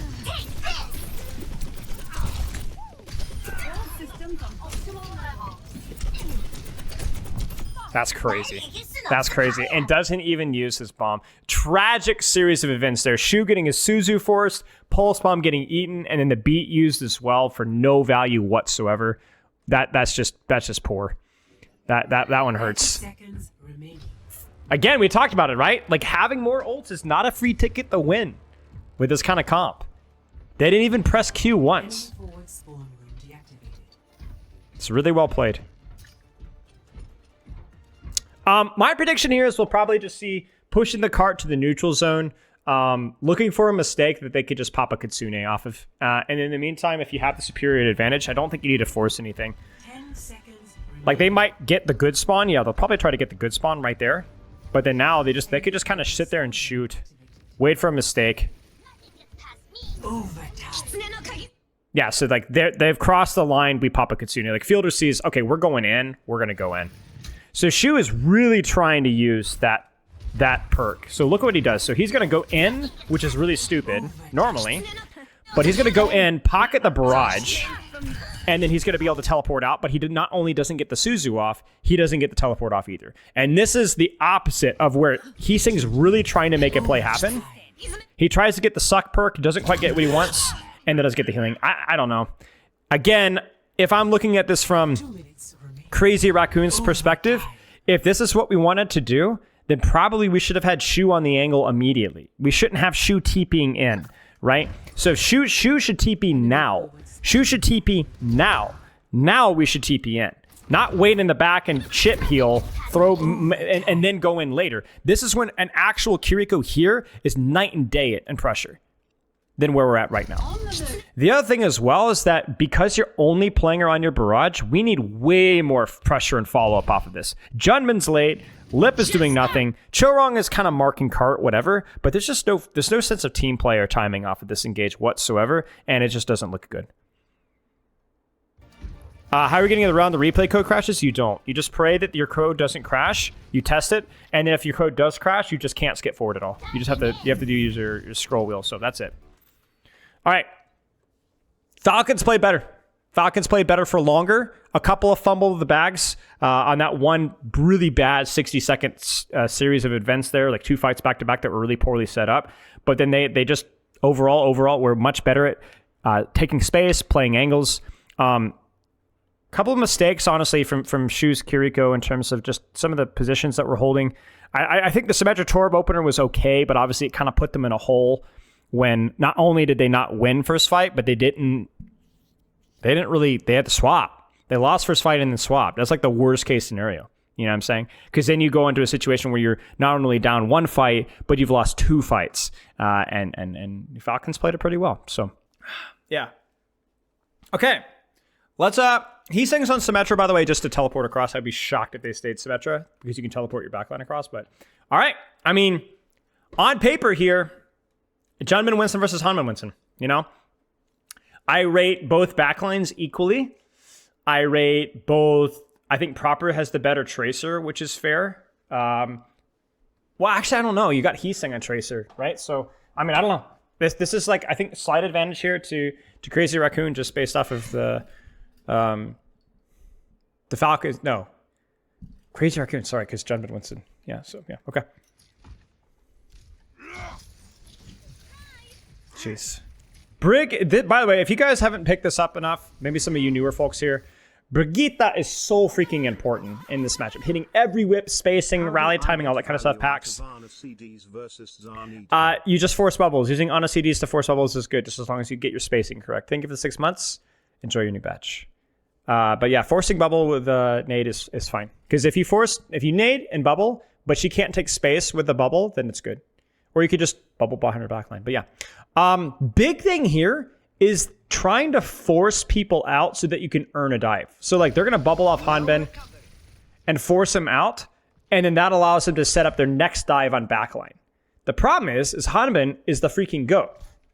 And Hanben doesn't pop bubble. You guys see that? So Hanben is still a threat to go onto your backline. Which definitely makes things a bit awkward if you're Shu. All right, let's see what happens here. Chorong needs to get out of there, buddy. Nade misses. Shu is vulnerable here without... What is Shu doing? That feels a little hubristic, guys. What the heck? Chorong and Shu split. Lip is in trouble. So Lip gets out. Good spacing. Hanman is still in backline, guys. Hanman is still in backline.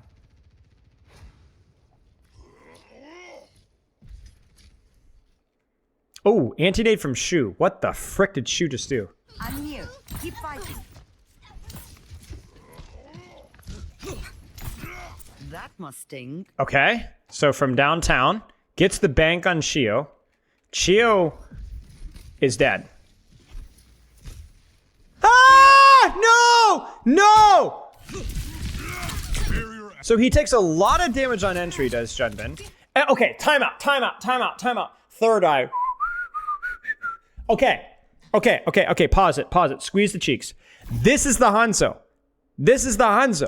Look at this neutral pressure on this. You don't get this with other characters. Look at Junmin's HP. Sonic, scouting. Bam, bam, bam, bam, bam. Doesn't even hit a single headshot. Junmin needs to go. They're calling anti-nade. Anti-nade go. He gets armor pack, but my guy is not even 400 HP yet. And so he even gets the shot prior to the bubble. So this is a great little combo here. And yeah, he's like, oh, you know, that hurts for sure.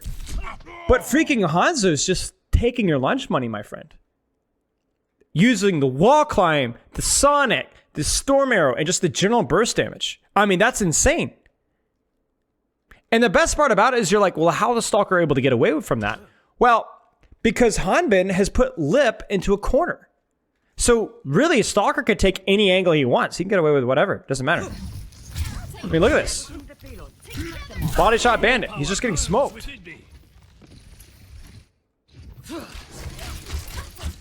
Look at that. Again, well timed. Control Winston or control Widow and then take space off of this.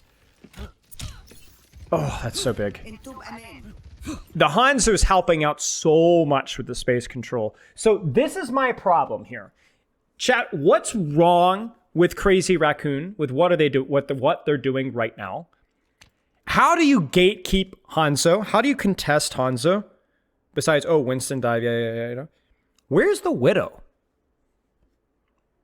You get what I'm saying? Like, where's the Widow? I think there needs to be more support on Lip here, so that Lip can actually make Stalker threaten some stuff. You know, like keep Stalker. Like, Stalker is getting so much space to do whatever he wants, and that's indirectly protecting his backline. You know, yeah, Lip is just getting chunked, right? And I think a lot of it had to do with the really goofy backline setup from Crazy Raccoon. Like, they had Brig and Cart on a Widow by herself.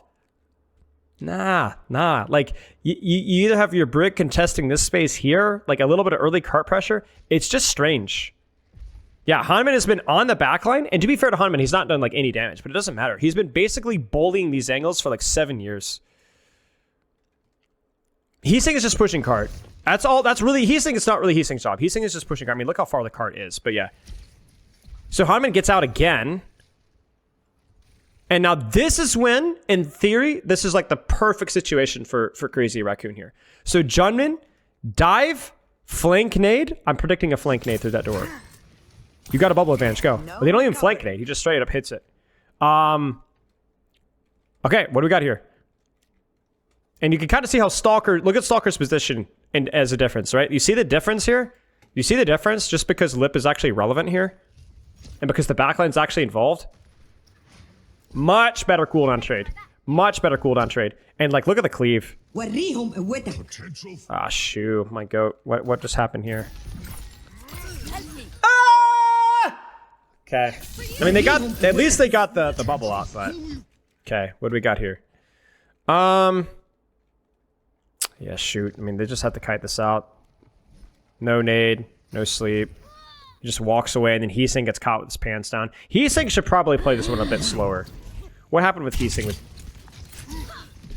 There's not really a whole lot he could do here. I think he's just cooked. Yeah, you can't miss the sleep dart, my friends. You can't miss, and to not have nade there either. That's rough. And then Lip is able to retake some space here, but they don't really have any sort of cart pressure. There's no pressure on Proper, so because Heesing's in spawn, so Lip is going to be under a little bit of pressure. It's a good try there from Proper. Oh, wow. Look at Proper's perspective here. Back we go. That's using your Venom Mine, my friends. You guys see that? You see that? That's using your Venom Mine. And again, because Lip is actually a factor here, look at the compression from Hanzo. Look at Junman's HP on dive. It's a really good whip shot from Chio. right? But like, look at how little space the Hans is controlling now, right? Look at how little space. Really, that was well done. Personne n'échappe à mon regard. Anthracite. I love the vocality of the ults now. It's so much louder. And we should probably see a nano here. We'll probably see nano into primal. I love the setup from here. This is really good. Do it. Do it. Let it rip. Let it rip. Go. Go. Go, Papa. Go, Papa. Oh, they just caught him with his pants down. Slow rotation from Stalker. Stalker needs to run way sooner than that. Yeah. They're not even nanoing, man. They're just going.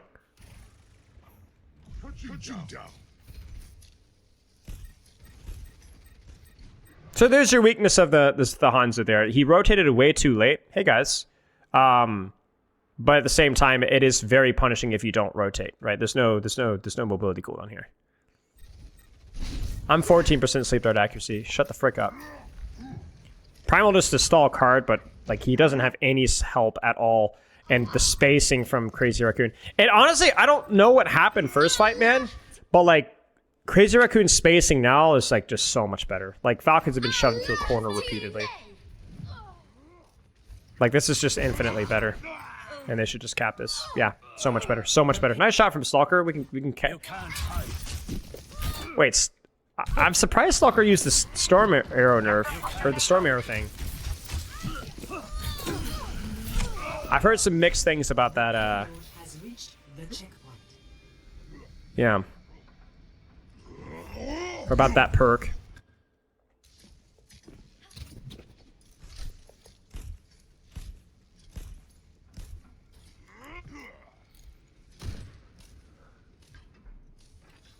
I've chats violating me and I'm just ignoring them. Okay, so we're gonna see some more aggression from the backline here, and I'm gonna assume because of Primal plus Nano. Like you have such a massive ultimate advantage. You park your Widow and Cart, just disengage when you have to, but like you're gonna win this fight. You have Primal, you have Nano Boost, they have nothing, right? Hey Con. I don't know if they have double Nano just yet. Yeah, they don't have double Nano just yet. Let's just do a quick perk check here really fast. So Pulse Bomb Radius, which is pretty cool. The scatter one or the storm bounce. There's the primal landing, bounce nade. There's the bash HP. That's very strange. I would never expect that to be used, but maybe it's better in some of these more brawly Winston situations. Yeah, I don't know. Widow's got the I don't know if that's the Infrasight or the ammo one. I think it might be Infrasight. That's the hacked health, or the health pack one. That's primal, big surprise there. Again, the bash HP there. Interesting. Interesting. Really nice with Flint's flankers, really. Interesting. Oh, you're talking about the Sonic one. Okay, that might be something that we have to experiment with more then.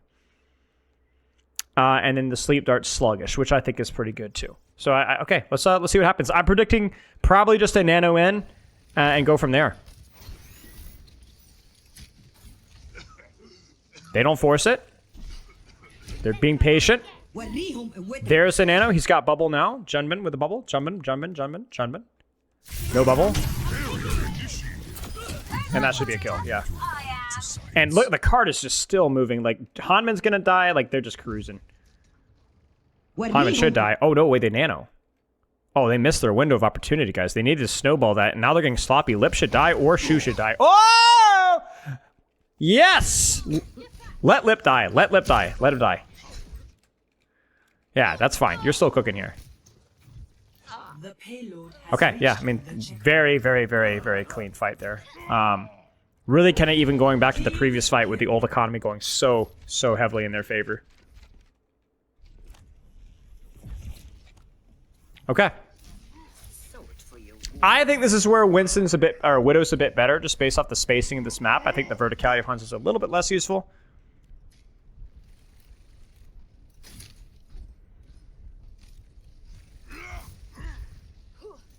A little bit of pressure. He needs to be careful. What the frick was that? Way too early for a serious dive with where the backline is. I think Junman was like thinking about primaling, but then realizes that I shouldn't primal here. But yeah, okay, that's awkward. That was weird.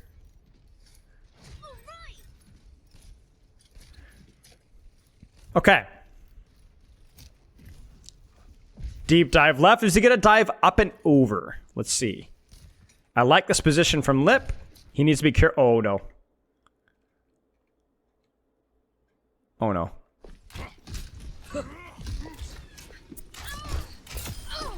Okay.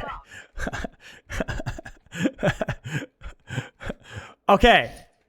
Let's see.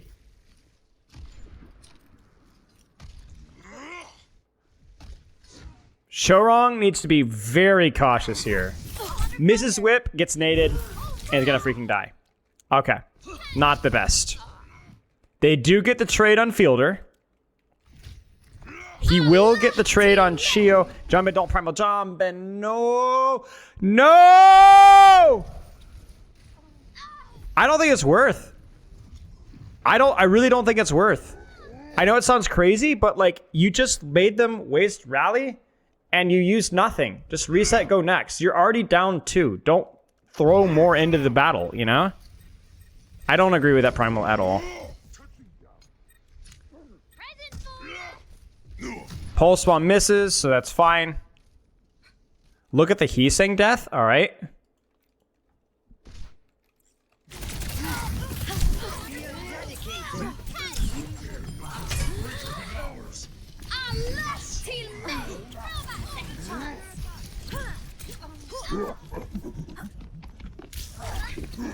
He just needs to live. Oh my gosh, that has to hurt so badly. Oh, having a rough time. Oh my days, are you kidding me? Ay, ay, ay. He doesn't get the health pack. No. What's up, Liam? Hey, PB. That's crazy. Yeah, so I really disagree with their approach there. This is basically like almost 2 CP. Like, you have to win cleanly. You can't win sloppily. And so throwing Primal Rage in there, I just don't think makes a lot of sense at this level. Chorong also getting naded and missing the whip there early in that fight really put them in the hole. Okay, so they need to clear Hanben. Hanben's going to go in deep. He should never... And so then now all Jinmin needs to do now is just live.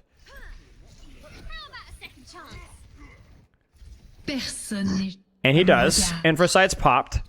They need a Force Primal here. There's a huge sleep dart. Oh no, Chorong. I think they actually kill Hanben here if they give him time. Oh no! He would have died. Shoot. That sucks. Okay. Fine. Not the end of the world. Again, Junmin just needs to live.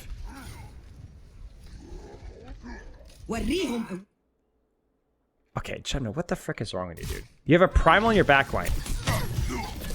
Wait, what happens? Jump out. Out. Out. Out. Out. He just messes up. He waits way too long. And then it honestly looks like he jumps the wrong way. Like, look. Look. Look out. Look. So credit to Chio for hitting the whip here, but still, like he's still looking the wrong way before he jumps. So that's just a mess. And why are we nanoing Lip? Please don't tell me that a Brigitte Ana can't keep this guy alive. Wait, who does he nano? Wait, no, he doesn't nano Lip. He tries to nano Winston. Oh my gosh, this is a train wreck, man. This is an absolute train wreck. Now it's my turn. Taking damage. Disaster. Disaster. That's a huge mistake from Junbin. I don't even necessarily blame Shu there. That's just poorly done. Like, here's the thing, guys. When you have a primal in your backline, that is an ultimate being committed. So you are not going to win the front line trade here. It's not going to happen unless they make a major mistake. So your job is to live and then disengage as you need to. Junmin doesn't respect it. Junmin way overextends, way greets it. And this is also after trying to commit primal in a situation when they were already down 2. It's just not smart. If he'd had primal here, maybe a different story. But yeah, this is a disaster. So I actually also don't really like the infrasights from Lip either. I'm trying to think if there's a good reason for him popping the infrasights. Let me think. No one can hide from Right, my this is not sight. smart. Tell me why this isn't smart yet. First off, his grapple sensitivity is bad. Please, somebody change his grapple sensitivity. But then what else is bad about this? No one can hide from my sight. This is a classic. This goes all the way back to 2021 with the Sojourn Winston meta. Don't pop your DPS ultimate when you have a primal in your face. You know they have primal.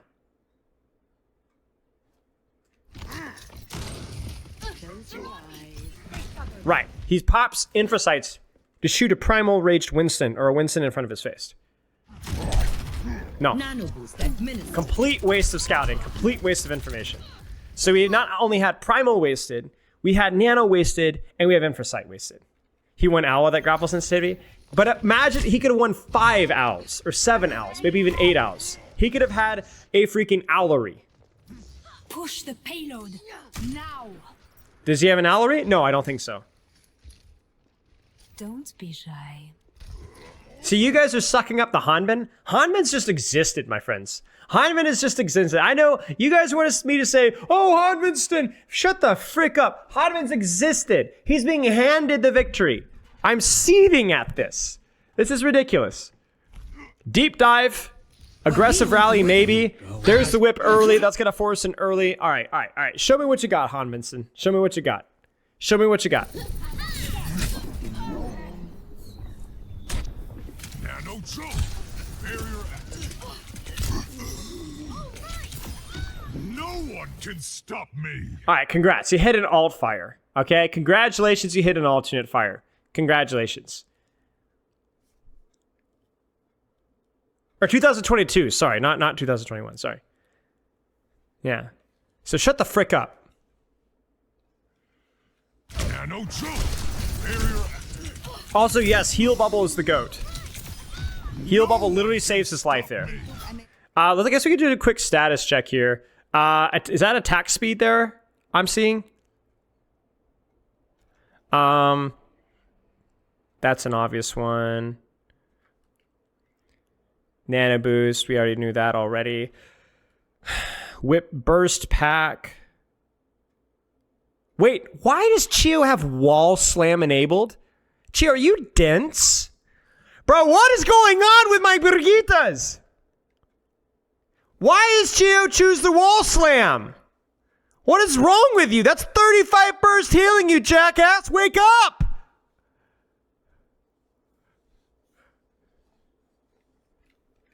Yeah, typical. This guy's got the chain lightning. You're safe with me. That is criminal. This is criminal. Guys.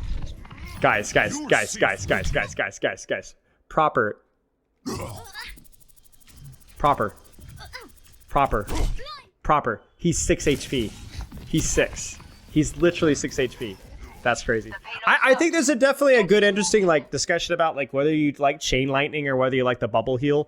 We was talking about whether to OC on Saturday, and I think the idea is just how long do you think your bubble's going to survive? You get what I'm saying? Yeah, so it's interesting. All right, so yeah, I guess that's pretty much all there is to it. Everything else is pretty much what you'd expect, but yeah.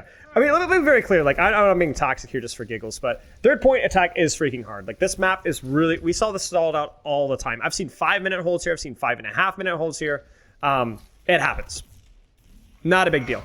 They're going to clear Tracer. Love to see it. Hanzo takes a lot of pressure there. Pulse bomb from Heesing is, this shouldn't happen. Clear the way. Payloads coming through. Oh, Chio, almost if you had... Oh man, if only he'd whipped him into the wall. How does he hit this pulse? Does he just block it too late? Okay, so does he drop his shield?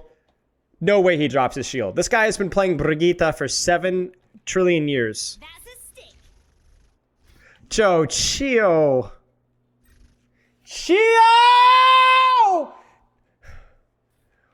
Okay.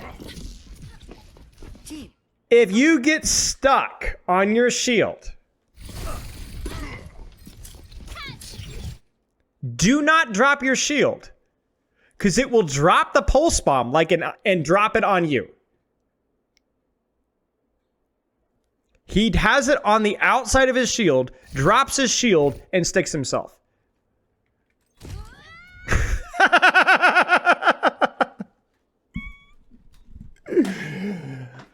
Ay.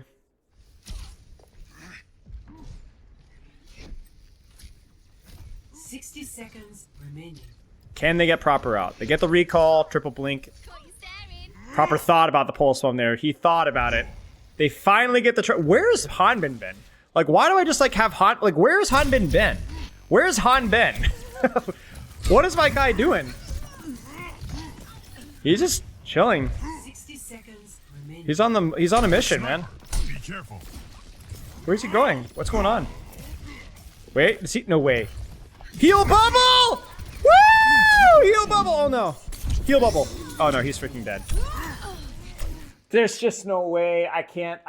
I'm going to become a monk. What is happening? Just... No. This is a plat game. You cannot convince me otherwise. No. Oh my gosh. All right. Well, we get a nice little dive here across the map here, and Junman's gonna have a sick primal here. So let's get the sauce here. Oh, look at the patience there. He's gonna primal this sucker, right? Right? Ooh, Hanzo murks that so much. Just live. Oh, he's gonna get nanoed. Never mind. Kill.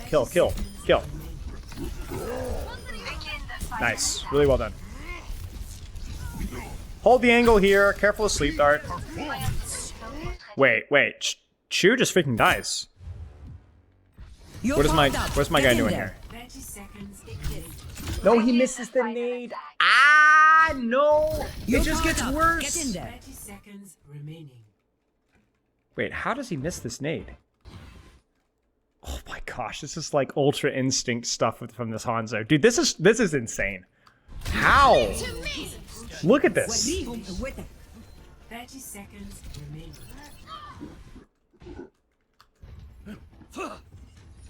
Dodges the nade and then just... Oh! What? Okay, that's insane. Now do they still win? Guys, they might not win this. That's insane. Hanbin lock in. Hanbin lock! Lock! Okay, not too shabby. Excited there. That's incredible. Well, there you go. That's crazy. He just puts it away.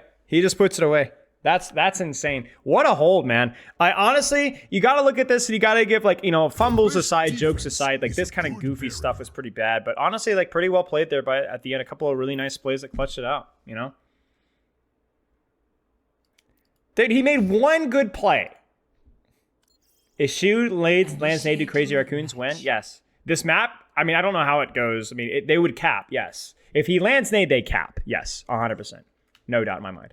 If Shu lands nade or Lip doesn't die to Winston, yes, they cap. Yes.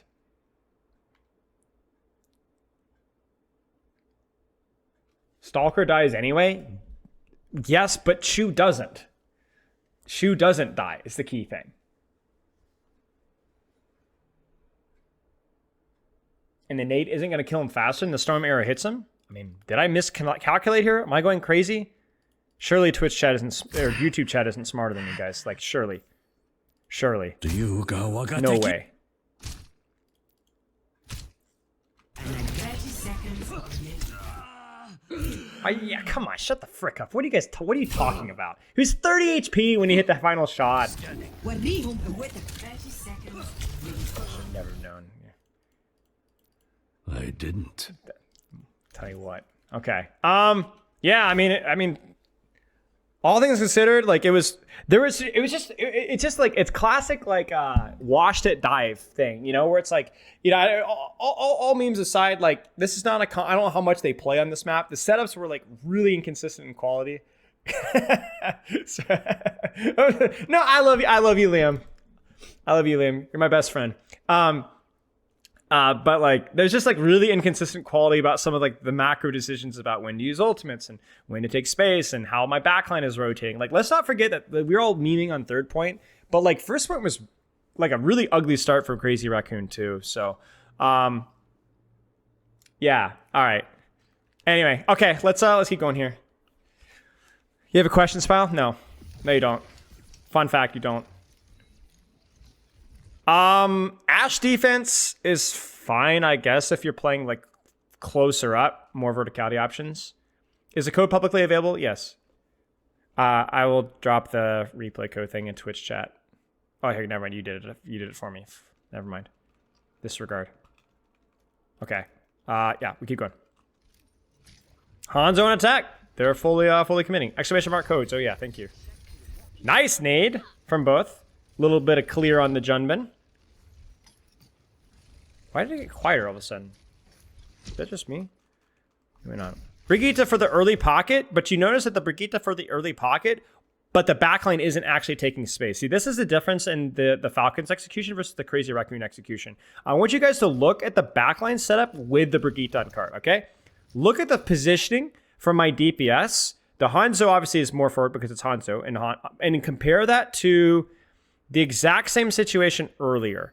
Let's go back a little bit. Was it here? Yeah, I think it was here. Or, yeah. Do you see the difference, chat?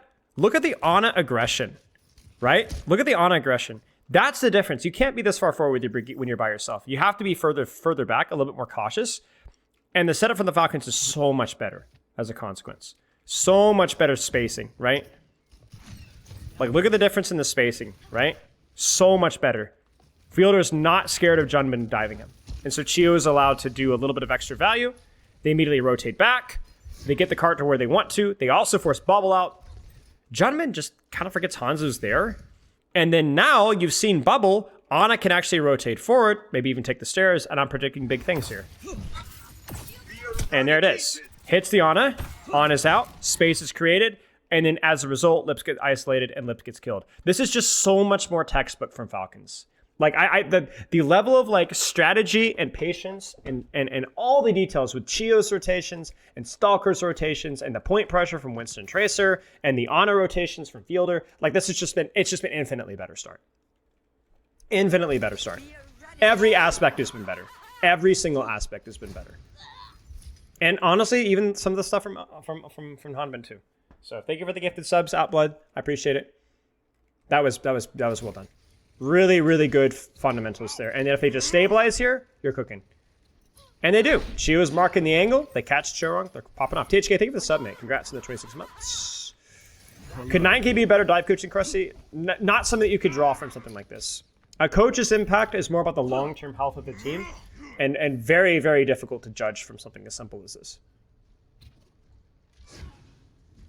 The payload has reached the checkpoint.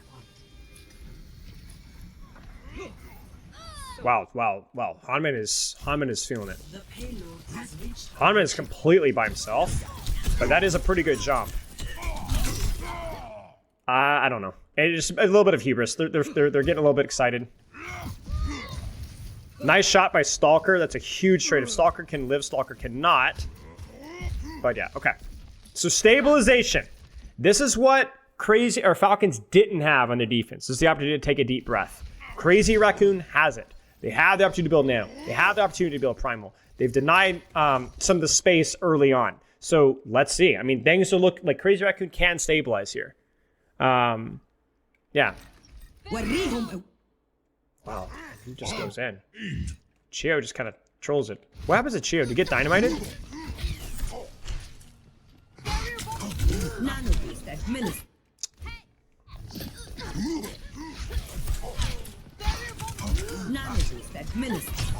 Yeah, he just stands too far out in the open, and he doesn't have the Inspire perk, so he dies. I don't think it would have mattered, but you know. Good dive here. Nice pincer from Proper. He's saying is able to contest cart, but obviously that means that Proper gets a free angle. And honestly, with an uncontested angle like this, it's pole spawn. This is a pole spawn. Like, this is too free. Okay, so disregard. Hanben, what do you got for me? They need multiple kills off this for this to be worth it. I need to temper my temper. I don't know, man. Nano on Ash there? What does Shu see?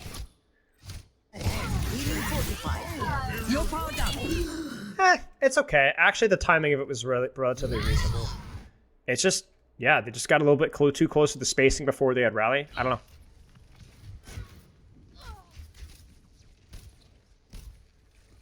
Yeah, I'm the Hansen hater. No, honestly, it was pretty good setup all the way through. It was good setup for the team as a whole. It was a lot of ults, so they need a stagger kill right here. Stalker needs help. Stalker's gonna freaking die. Frick, that's sloppy. Okay. Crazy Raccoon has no business winning this. No business at all. There should be absolutely loss here. It should be Primal. It should be Bob. No chance. Now, okay, this is... He's just gonna die. You guys can't do this to me. You're down one. You have no ults. That must sting. Are you serious? Are you serious? No attempt to disengage whatsoever, just N. Are you kidding me? See, like, this is where we need our Winston to, like, gatekeep this a little bit now that we're back.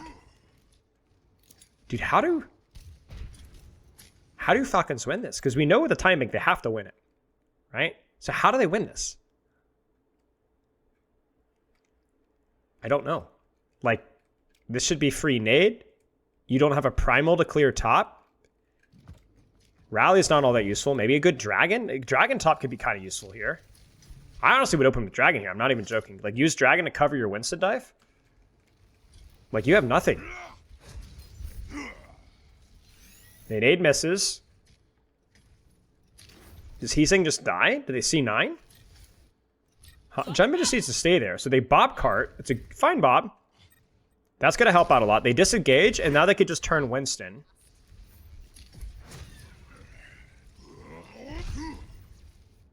So basically, I look at this here, and it's like, it's honestly relatively well played by by Falcons to kind of disengage this. Like, if they hit nade or sleep dart or anything here, this could go really, really, really wrong. That heal bubble also coming in. Oh, I guess they didn't have heal bubble there, but that could have been useful there too. Yeah, I mean, it's a pretty good disengage. But still, you've reset, right? Like, oh, that's what happens.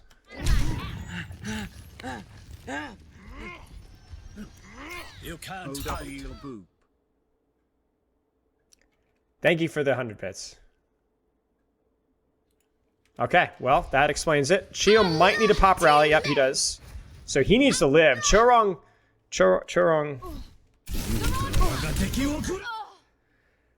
I mean, I don't hate it. I get it. I see the vision. I mean, they just, I guess they just weren't on the same page with... Oh, man. This is like negative team play here, man. This is negative team play, bro. You gotta commit here. You gotta help him out. Like, my guy just leaves him to die. The dragon's really good too. It's just a headshot and garbage team play. They just walk away. I mean, I see the vision there. I know we're all making fun of Chorong there, but I see the vision. You have an HP advantage and your Winston's committed, right? Sure. It's situational, but he just walks away. Hanman would never. Hanman would never. Hanman would have stayed. Hanman is a team player. Am I right, chat? See, I'm learning. I know how to shill for you guys. I know we'll keep you guys happy. Mindless populace. Yeah. Okay. Blah, blah, blah, blah. Hanman has no perk yet. Okay. They'll clear Heesing out here, probably.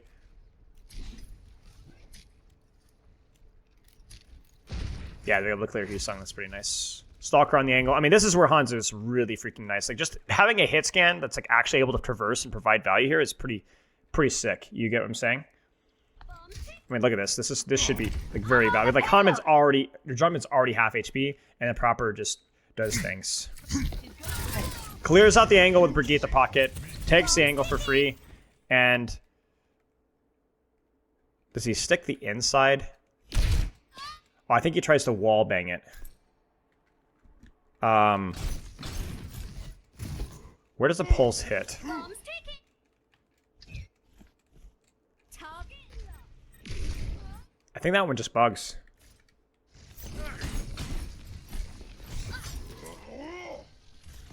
Bombs taken. Everybody.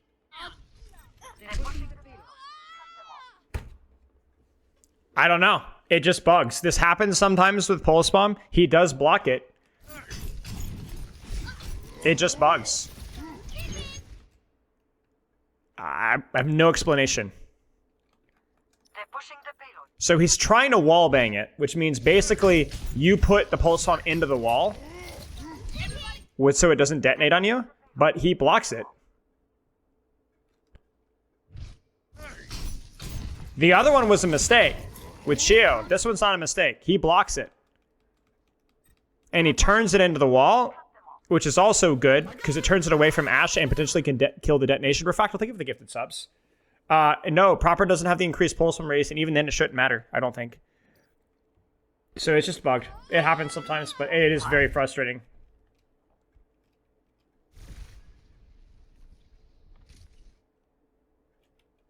It's definitely on the inside of the shield. I don't know. It didn't look like it. Like, that's pretty clearly on the outside of the shield. But you see how it clips through? Honestly, I might screenshot this. And maybe submit a bug. I mean, it's been around for forever, but why not? You might as well give it a shot. But yeah, it clips through. It shouldn't clip through. Yeah. Because Chorong plays that one correctly. Does he hit another alt fire? What is he doing? Oh, not even alt fire. He's just him, I guess. Yeah, you can't blow your entire old economy and then have a couple of either mistakes or unlucky things happen afterwards. Like that combo is just lethal. You lose maps off of that, right? Unlucky things can happen, but then you need to hit your old economy. They have whiffed their entire old economy on second point, made a couple of mechanical errors. And that's it. Send it to Cussa. Fire tweet. What? Spacing here is good. Brigitte, again, look at Fielder's spacing in relation to the Brigitte when the Brigitte is playing forward, right? Stalker on the angle. Lip has kind of been a non-factor on the Ashe as well, and Stalker's just made some plays. Like, it's really hard. So here's the thing. I learned this back with London, you know? You can't lose ult fights and lose neutrals. Like, I know that's such like a forehead thing, but like you can't lose fights that you should have won because you had the ult advantage. And then also just lose to random headshots. You can't. You have to win one or the other. You have to either have occasionally fights go your way because of the mechanical outplays or neutral advantages. But you can't have that and then also lose the massive ult trades. You just can't. Like, you have to choose one or the other here. And like the fact that they walk out here like, hey, we've got Nano, we've got Primal, but okay, now never mind. The Nano's gone. And now it's like that kills your ult economy, right? Like, and like that's it.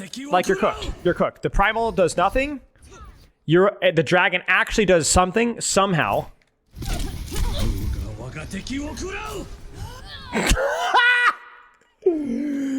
And that's it. You're cooked. Get fricked.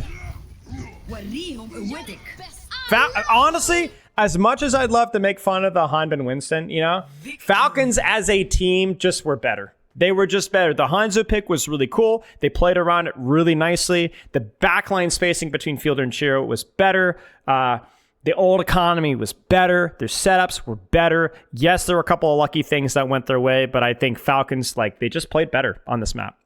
They just played better. Outside of, obviously, second being a wash, but part of that was also the old economy kind of got screwed up. They just were better. They were just better. Hey, Twitch.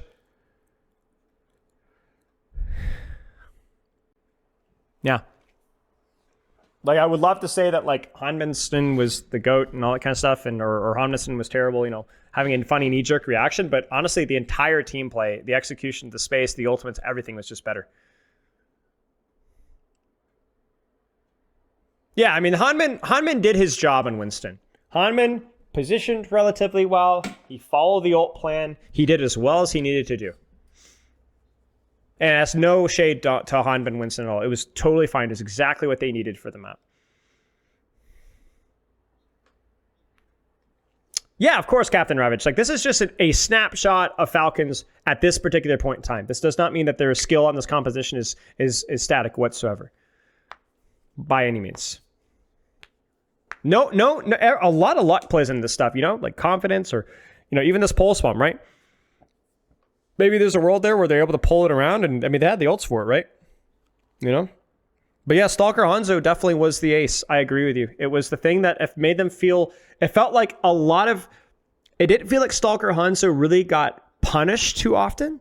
In other words, it didn't cause a lot of errors. It didn't feel like they lost a lot of ultimate value because they only had a crappy old dragon. Like, they got decent dragon value.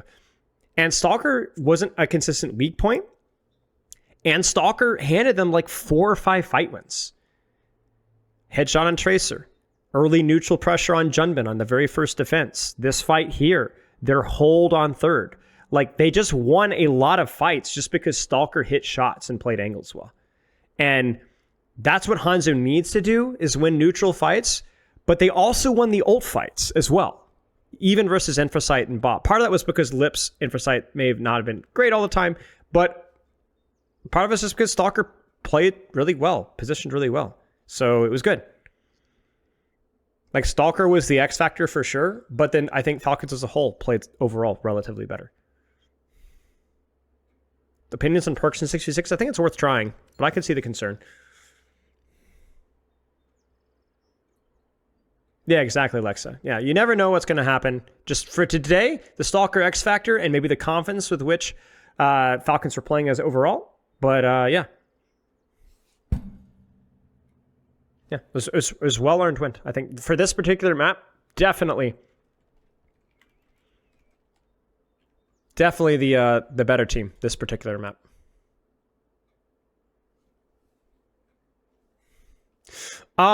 Next code here. Let's just go ahead and test the code now so that I can, you know, go ahead and feel the depression ahead of time. 2-1 Falcons right now. 2-1 Falcons. You suck. You suck. You suck. You suck. You all, oh yeah, everyone sucks. I hate my life. It's gonna burn. Burn! Burn! Crash, I dare you! Ruin my day! Ah, no.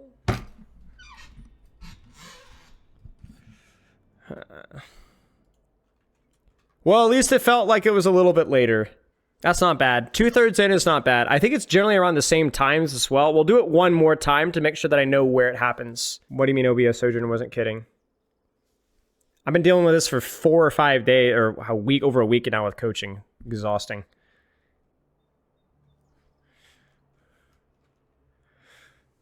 Mid-season patch, though, it's going to get fixed.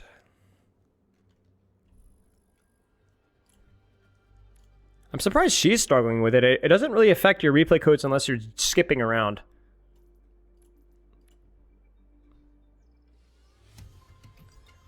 They're fixing it mid-season. Ready for battle.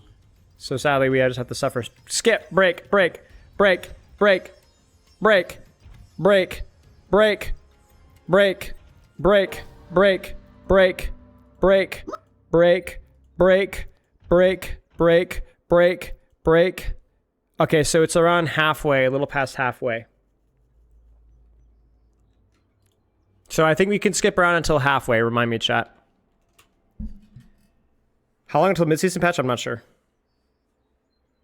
3-4 weeks, something like that. We got a little bit.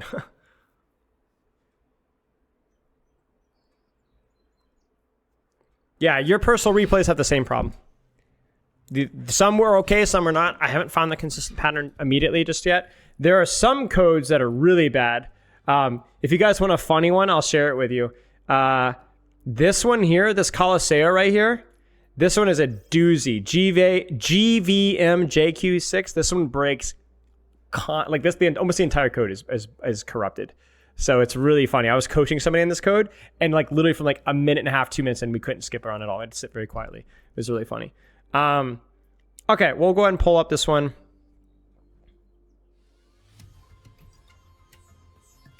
Ready for battle.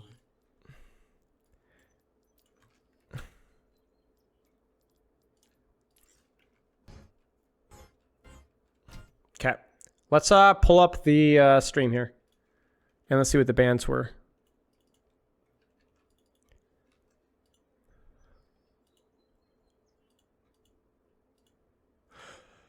So Crazy Raccoon loses. They ban Kiriko, which is probably just the flavor that they don't like with the Malga Rush or the Diva Rush or the whatever fill in the blank rush, right? So that's fine. They're more comfortable in whatever heroes they want to play. Falcons banning the Torbjorns because they don't want to deal with that kind of cringe anti-dive, poke, whatever hybrid nonsense that Crazy Raccoon is. So basically, these aren't necessarily compositionally targeted. They're more like flavors, individual heroes that they don't want to have to deal with. No, I think Kiriko's fine with the perks. I think Kiriko is consistently overrated. I think Kiriko's been kind of weak for most strengths for a long time. But yeah. Yeah. So anyway, let's I guess we can kind of talk about like maybe what we'll see as a result here. So Crazy Raccoon's going to lean more into Malga stuff, but they're actually going to do it with more poke DPS. They're going to move away from the Torb Sim stuff, which is fine. You know, more open space. Sojourn's really, really good as a result. And then Juno Brigitte, because Kiriko's banned, and they also seem to like Juno Brigitte. So knock yourself out. Fine. Yeah, Hazard. Okay, so here's the thing with Hazard. Hazard's overrated. Hazard's overrated. The nerf to his sustain through his block, that happened really quickly. And then the nerf to his jump cooldown was also significant in terms of his mobility and his usage. And the typical hive mind Twitter morons were wrong. Hazard's still fine. Hazard's still good. But he is not a must pick, even when he's not banned. So Hazard also, perk-wise, didn't benefit as much. So, yeah.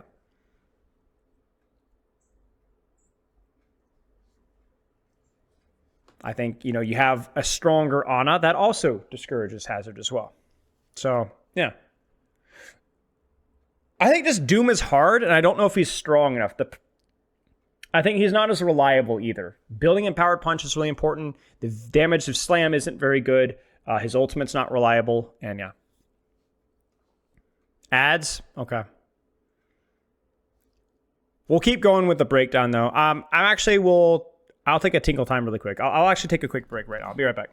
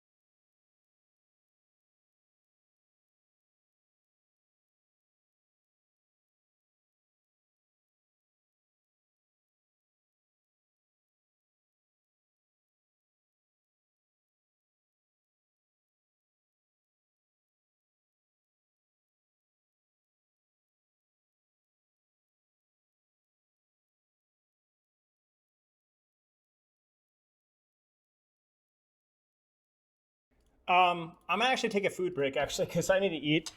So we'll take a quick break here.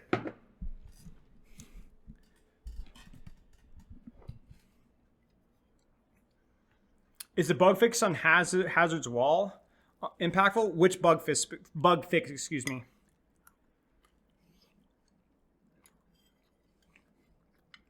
Could be right, Shelby.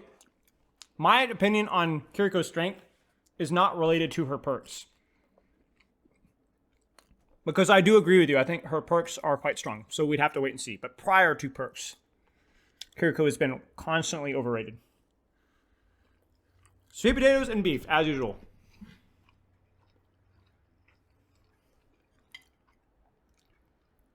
How do you feel about the Diva seeing how much the Falcons have been leaning into it? I don't know. I don't know how strong the Shields perk is. I don't know how many more remechs you're going to be getting with the Overhealth as well. Diva just doesn't provide enough. She's the jack of all trades. She's okay. If you're good at her, it's fine. She has good matchups versus a lot of characters. She just doesn't have enough flavor to really feel like she's a domineering pick. Now, maybe that changes with perks. Teams are going to take a long time to experiment with her because there aren't a lot of good Diva players anymore. But yeah. Diva is just the worst tank in 5v5 in terms of her identity. Not that she's the weakest, she just doesn't have an identity, really. Thank you, guys, Sounding.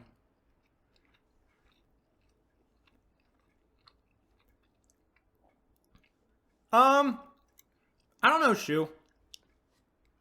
I think when we saw the Kiriko earlier on, like, Esperanca, with how big that map is, I feel like the TP perk is probably better there. But I can see a use in situations like this, or more congested maps, where the speed perk is really good. Why Far and Echo over something like Genji? Genji is more of a... I mean, really, it just comes down to what is being played a lot. If this was a Malgamir, or Hazard was being picked more often, we'd probably see more Genji because of their matchup, but less so because Genji versus Diva, not as useful, right? If Sojourner is really good or Pharah is really good, then I think also Pharah benefits more from her perks than Genji does. I don't think Genji's bad, but Genji's always kind of a pick of like when certain other heroes are meta.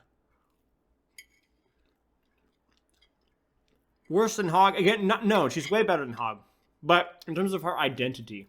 But yeah, I guess what you're saying, yeah, I don't know. I don't think it's bad for the game, but it definitely means you're not going to see her played too often. Paul, thank you for the sub. I got her!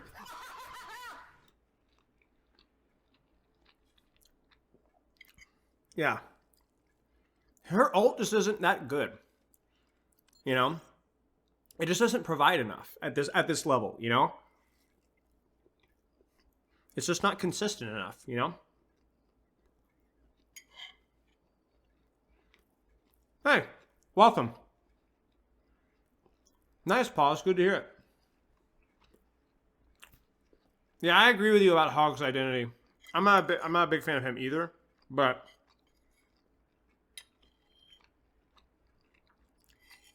her ult was better in 6v6, yes. True.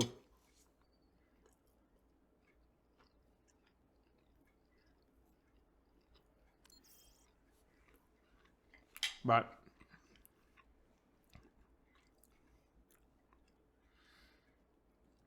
so we'll see. I mean, for Hanman, it's definitely more of he doesn't think he can take the Malgamir. Hazard maybe is not as good, or is the threat of Ana. And Diva's fine. Like, I think her perks are like reasonably good. Like the Reneck perk is really nice. The Shields perk is really nice. It functions well. It's okay. Hanman's also very, very good at Diva. So it's fine. It's just not something that you're going to see probably ever become hard meta, at least right now.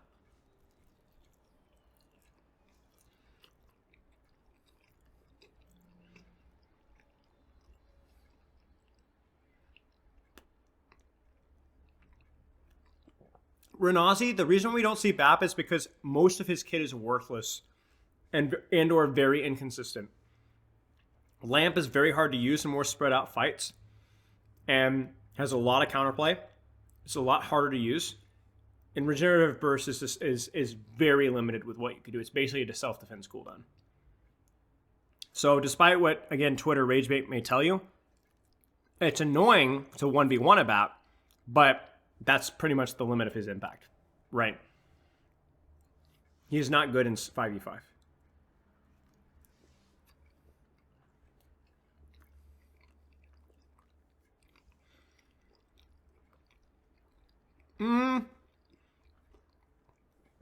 Yeah, perks have helped. Yeah, perks have helped. His dash perk is pretty nice.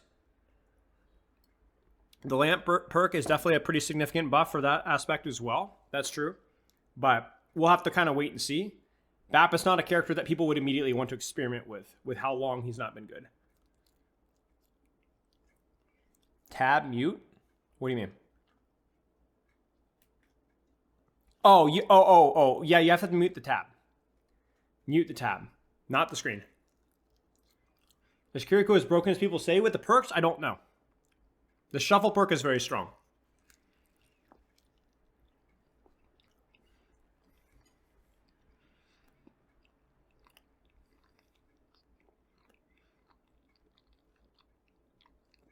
Cheers, blood. I'm almost done with my super potato. Thank you, guys.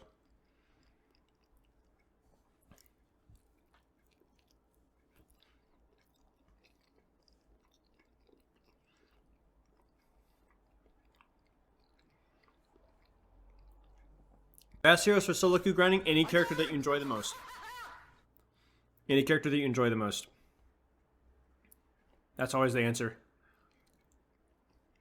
I am your Oni Chan. Thank you for the sub. Thanks for the prime.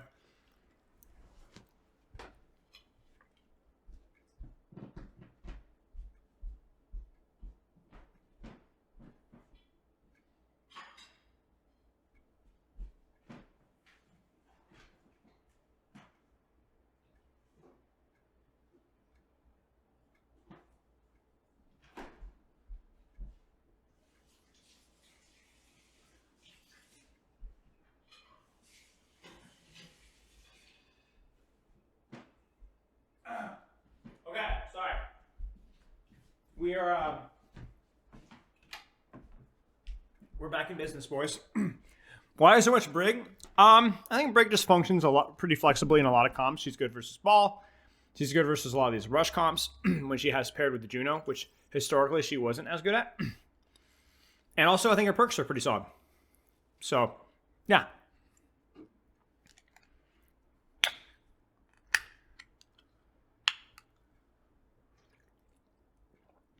I'm not sure, Patty. Okay. Let's run one more ad before we get started. Because it's been like, I had to eat. I apologize. Last ad, and then we'll go. Any last questions, guys, for those of you that are still around before we get rolling? Wait, why is it not running? Okay, it is running. We're good. Glassmaster video. No, I haven't seen it. Spot am I tired? Not really. I'm okay right now. We've had much longer reviews.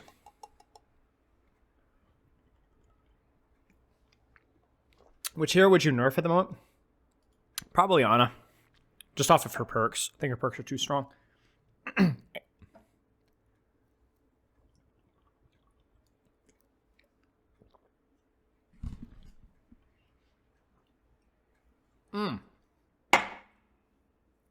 Love pineapple juice. Is Lucio on a good picker? Sure.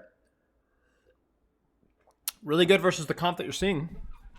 The reason why we didn't see it play back in the day is because Malgo was probably too strong in a vacuum, and also we didn't have perks to play with, and now we do. So, I mean, self-nano here, and anti-nade consistently, and yeah, all sorts of stuff. Better than Brigitte Ana on this map? Yes. You can't run Brigitte without speed as easily on a map like Flashpoint in general. Too big. Way too big. You need that ability to move around and do things. So, okay, let's take a look, y'all. Initial flashpoint. Repositioning. Lucio Ana is a very fun backline. They're going to set up their Ana Sojourn on the far coast side. They probably can expect some sort of Malgar or Rush or speed nonsense, so they're just going to kind of control the angle out here. Sombra is interesting. Now, Sombra is, I would say here, something that's going to contest maybe your far Sojourn angles and maybe farm your tank, but Juno Brig is not a free backline to go Sombra versus, so I'm curious to see what Stalker's going to try to do here. Gotta go. He's going to double stealth, engage on backline. Wow.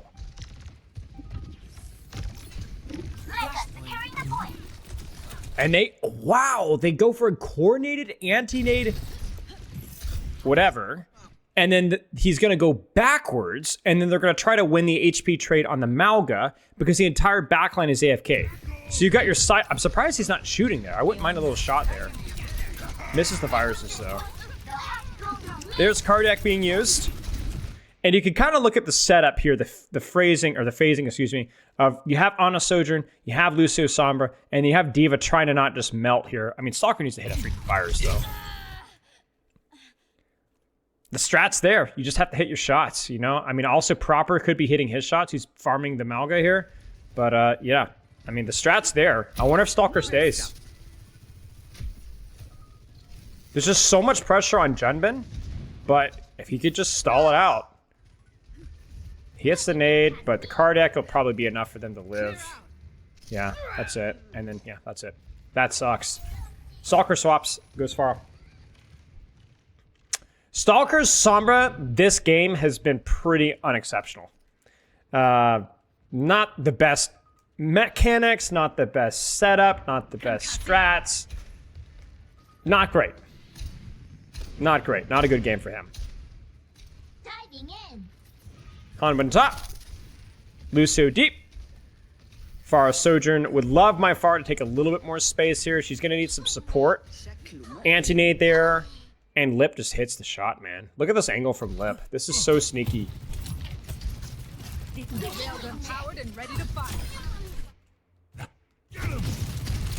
This is just a raw mechanics duel here. This is just a raw mechanics duel. And you don't... really neither D.Va nor Malga has an advantage here. Malga's more fragile, but applies more consistent pressure on the tank line when he isn't anti-nated, right? And you obviously... I honestly prefer the Lucio by a little bit because Brigitte, Armor Pack, Whip Shot, and D.Va and so on is a little bit better. But as these fights evolve, Lucio could do a lot, but they just haven't really had the chance to do anything. I don't really like what Stalker's doing either. Like, Stalker probably needs to take some space here. On Farah, I mean. Why are they not playing Tracer? I mean, I don't know. I don't know. I could see Tracer being functional on this map. She's not banned. It might be that even with the perks, Tracer isn't as consistent value output as some of these other flankers. I don't know. It's probably something that they've tried and tested and just doesn't feel as good in situations like this. But maybe the maps, I don't know. It's a good question. It's a question that I can't answer without Scrim experience with these guys because it is a good question. Wow, Lip is just... every rotation, like he's just hitting every shot. It's just the mechanics. Hitting his shots, hitting his shots, hitting his shots. And... okay, I mean, he better lock in here. I'm unstoppable. Cardiac is there. Rally is there. Oh, man, that sucks. And at the very least, does Stalker try to take space here? Yeah, he does. He tries. That's a good conk. He's not hitting his rockets, though. He's not hitting any rockets. Nade's there, but I mean, you need more than that. You need more than that. This is existing. This is just existing. There's no serious pressure. There's just nothing. There's just existing.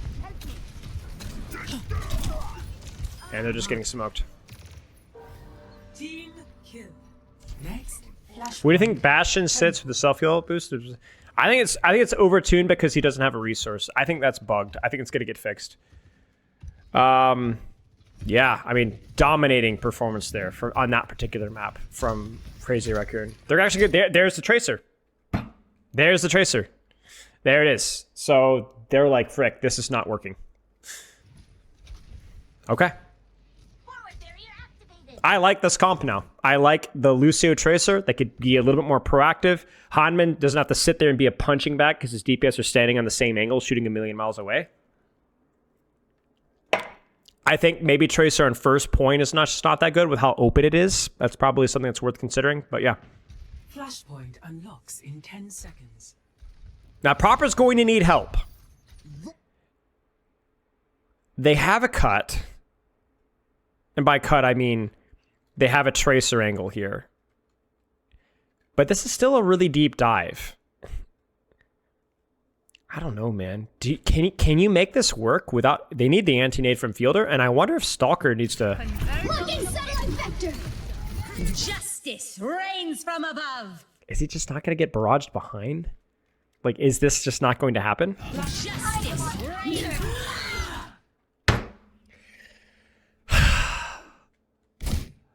Like, why are we cheating this? Why are we cheating this when you know they have Juno ult? This is so far to go. Justice.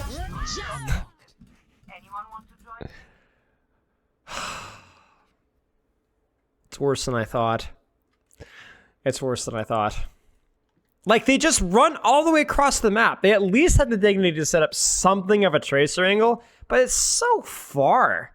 Like, at the very least, I just don't get it, man. I don't think they hit the anti-nade. Looking satellite vector. Or do they? When did they hit the anti-nade? He doesn't hit the anti-nade. He does it way too soon. Now you can anti-nade. Now, because you actually have the beat to close in. This is just horrible. This is absolute garbage. Absolute garbage here. The play itself could potentially work. It's not only do I not like the play, but even on the play, if you were to make it work, you don't anti-nade now. You walk with the beat, then anti-nade once you're inside of things. And if you're Stalker, first off, probably should pincer from behind, or at least mark the Pharah. But even if you are going to barrage, life hack, don't walk into the middle of the enemy team so much that you kill yourself. Life hack! Don't kill yourself! You're not in the forecast.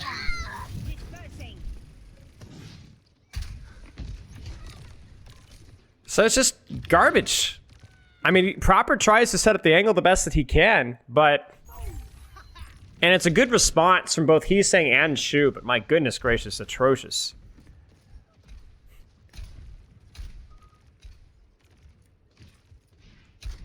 That's just terrible. This is terrible. Yeah, this is current patch. This. Yeah, exactly, Mercurial. Thank you for the sub, mate. Stalker decided that he wanted to fast travel back to the spawn room. This might be a little early from Lip, but I do like the setup here. I like we got the Pharah watching the back door. We got some pressure from Malga. Honestly, we could even see a dive from Junbin. I wouldn't be surprised if we saw a dive from Junbin here. Yeah. Maybe just a little early is my critique there. We can't skip anymore after this, I don't think. Skipper, thank you for the sub. So honestly, just a tiny bit early. Let him come in a little bit further. So that wasn't great, but at least the thought was there. And what's our setup looking like now? Really, if you're... Jeez, this is so hard. I don't know what you do here. Do you nano tracer? Do we just farm nano? Do we? I mean, it's probably nano Pharah, but what are you going to do with that? Hanman needs to get out. Hanman does get out. There's a full flip. I mean, this has potential. This is potential. This is a lot better. We need to hit the nano on Hanban, I think, now. So a little late on the rotation there. Cage fight is used. Sleep is used. Oh, we don't get the nade out. When is the nade? Where's the nade?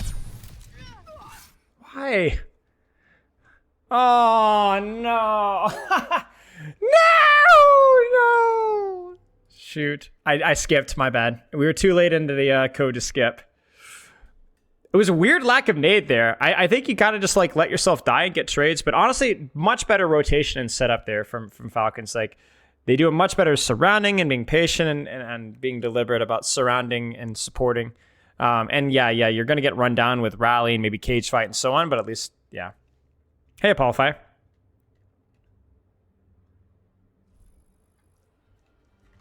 Okay. I skipped too far. We delved too greedily and too deep. Zen perks are definitely a little odd. I definitely think they're weaker than many of the others' picks.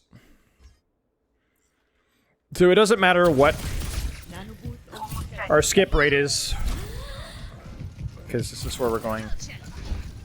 Okay, so let's look at Falcon's setup here. Diva on the deep angle. I think Pharah flanks around. Yeah, Pharah flanks around too.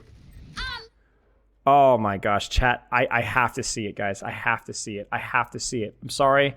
I'm sorry. We have to do it. I'm going to regret this. Oh, gosh, darn it.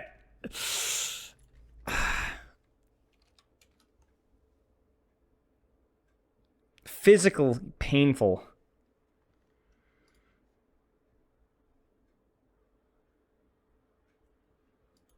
Dude, freaking he's saying took his lunch money, man. We gotta see that. We gotta see that, man. We gotta see that. We have to see it. Come on. I can't just like, we can't just like.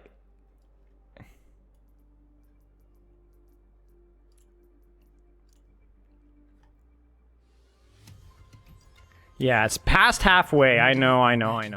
Okay. Or no, Stalker. So Stalker, the guy that we've been trolling here, or flaming. This ends now. Yes, absolutely no reward. You should not bother yourself. Here's your shoes. Okay. Okay, here we go. What's up, Rashi? Alright, let's see it. Oh, it was worth it. It was worth it. It was so worth it. I forgive you. I forgive you, my friend. Still winnable here. It's a shame that we didn't even get our anti-nade off there. That would have put them in so much more of a hole. Increasing altitude. That's tough. Oh, it's a good cage fight. Hanman's not going to get his barrage. And Proper goes in and into the cage to get Cho wrong. Is it worth it though? I don't know. Honestly, just old economy goes their way. It was a good try. It was a really nice neutral try from Falcons there. They actually like screwed their heads on tight, but old economy diff. Next, Flashpoint. It really was just came down to ults there. That's tough. Well, this is gonna be a fast one, y'all. Wow.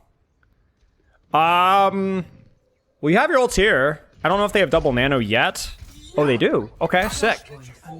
So what do you got for me, Fielder? Probably double nano on Pharah, and then just kill Malga. Man, Crazy Raccoon have to be so careful here. Nade doesn't hit. I don't know why they naded that. There's no rush on the nade. Because I don't even think your D.Va can guarantee get the kill there. So that you kind of wish you had that one back. And they just give him point flip. Like, I can't skip back here, but like, I don't know. Did Hanbin, were they looking for Nano and D.Va? Like, why is Hanbin playing for hard flank and just letting the Malgo walk forward? You have Nade on front line. You have a D.Va angle. You have Nano. You have Pharah. Like, how are Crazy Raccoon just getting the point flip here? There's the Nano catch, but this is still like losable. Like, you can't even guarantee like Nano barrage here. Like, Stalker can't even get his Nano barrage off. Maybe Lip gets a little bit hubristic, but this is not what Falcons wanted. Like, you use Juno, yeah, but it's a 2-for-1. And they're 35% cap here.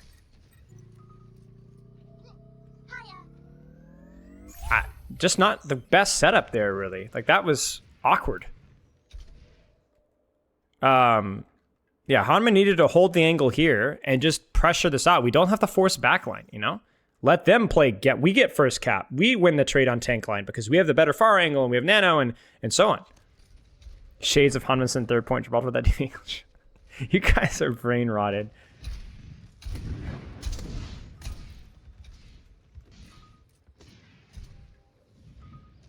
Diving in. So, I mean, I think Crazy Raccoon's pretty happy about how that played out here. Now, they do need to build Rally or something, or Sojourn probably here is the big one.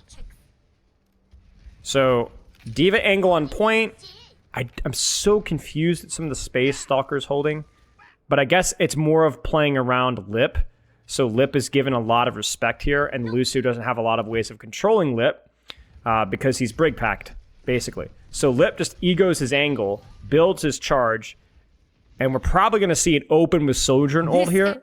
And there it is. And that's going to force a response. And Junbin's going to push off of it as well. We'll probably see Junbin dive here. No, he doesn't even die. He just shoots tank. Wow, I'm surprised to see him disengage like that. That's odd. And then Cardiac's weird. Wait, did he Cardiac? He did. Weird. Okay. Yeah, bit of an odd trade there. They do get space off of the ult, but not as much as they like. Good disengage there from Falcons. Nade Fish misses, and they don't synchronize it. Like, this nade pull needs to be synchronized off of the barrage, but this barrage is sus. Jeez, man. The team play here is just not here. There's not the Tracer's late, the Diva's late, the nade is early, the Lucio isn't there. And it's just poor, man. It's just poor. Justice. And then this is actually cohesive. Look, you see what I'm saying? We're actually responding to, it's more of a responsive barrage, but no, they're cooked. Freaking cooked. Oh, wow. If only we could see that. Well, it looks just like a pulse bomb that got...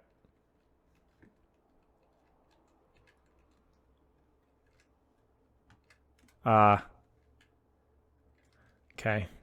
Juno is now British. Messi. And this is with one ult. Well, I guess two ults there. It's Sojourn ult. Okay, they're... Now it's my turn. Oh, wow. They're just going to clutch it with Nano. Okay, I respect it.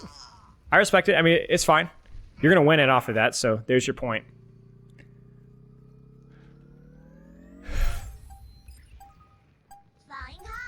So, pretty messy fight, all things considered. Wait, no, wait. Chio just freaking dies. No way Chio just dies. I was fixing to like, oh, all things considered could have been worse for Crazy Raccoon. Your Sojourn ult was pretty bad, but you walk away from knowing that you weren't likely to win this fight with the ult economy, and then you can go in the next point and definitely win it with your ult economy. But now I'm like, wait a second. With the time allotted, he gets a bash reset. He gets a touch. All he needs to do is live, and they can gauge fight literally anybody.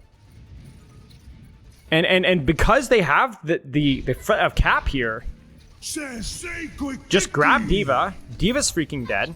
They get cap. Diva dies late. Chio is going to get run down. And that's it.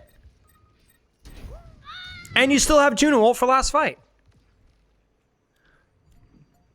Oh, they get the stagger and fielder as well. They're cooked. This is it. As long as Chirwang doesn't die here, he needs to be careful. There's this conk pull. They get the overtime push. Hanman dies for the touch. Cardiac's popped maybe a little early, but it's fine. They just need to lock out Pharah. And that's it. Yeah, that's it. Crazy Raccoon team play, just better. Just so much better. Honestly, first point, the Sombra stuff, the Pharah swap, Falcons look lost. Second point, first fight, Falcons, again, look totally lost. And the only good thing that they do is when the next fight, but the fight that they just don't have any more ultimates. This point here, Falcons don't look completely lost, but still get out-ulted consistently in the trades. Messy nano value, which was at times, like the first nano especially, messy beat value. The barrage timing with the pushes is just completely off. Hanman's left on his own. Stalker's left on his own. It's just a mess. Yeah, we could look at perks really quick before we head out here. Barrage, suck. That looks like the overhealth one. I'm not really sure. 2 hearts. That one looks like 2 hearts. And again, the bash and whip shot. I'm so confused by that. The wall slam and the bash. Maybe there must be a micro interaction and we're not thinking about it. No surprises there. Headshot and torpedo lock. Suck, barrage. We don't care about Doom. Bounce nade. And then this one, the amp range. Yeah. Just, again, like kind of like the same way that we talked about the last run. Crazy Raccoon's just infinitely better here. Absolutely the better team in this particular map, in this particular matchup.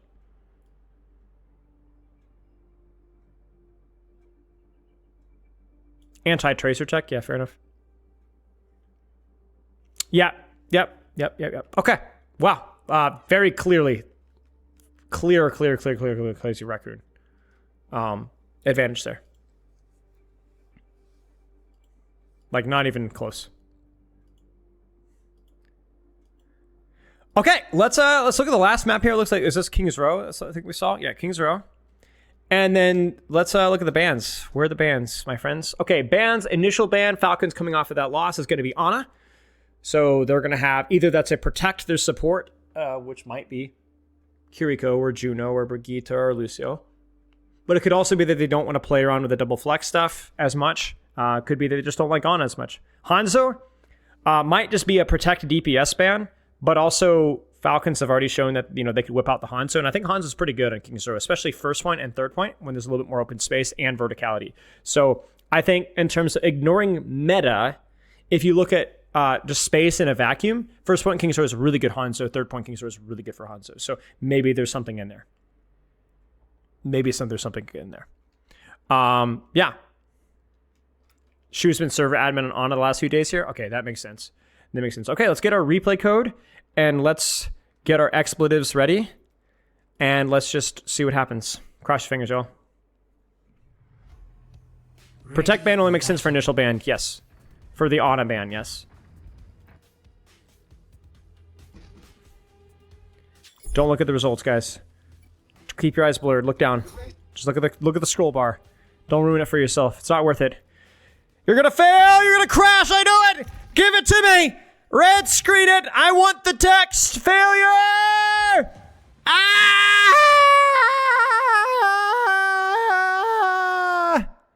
Ah! Wait, we're good, guys. Ah! Okay, we were good until the end. Actually, I'll take that. We're good into the end. I'll take that. That's pretty good. That's the best one yet. We were really late in there. Nice, guys. That's so nice.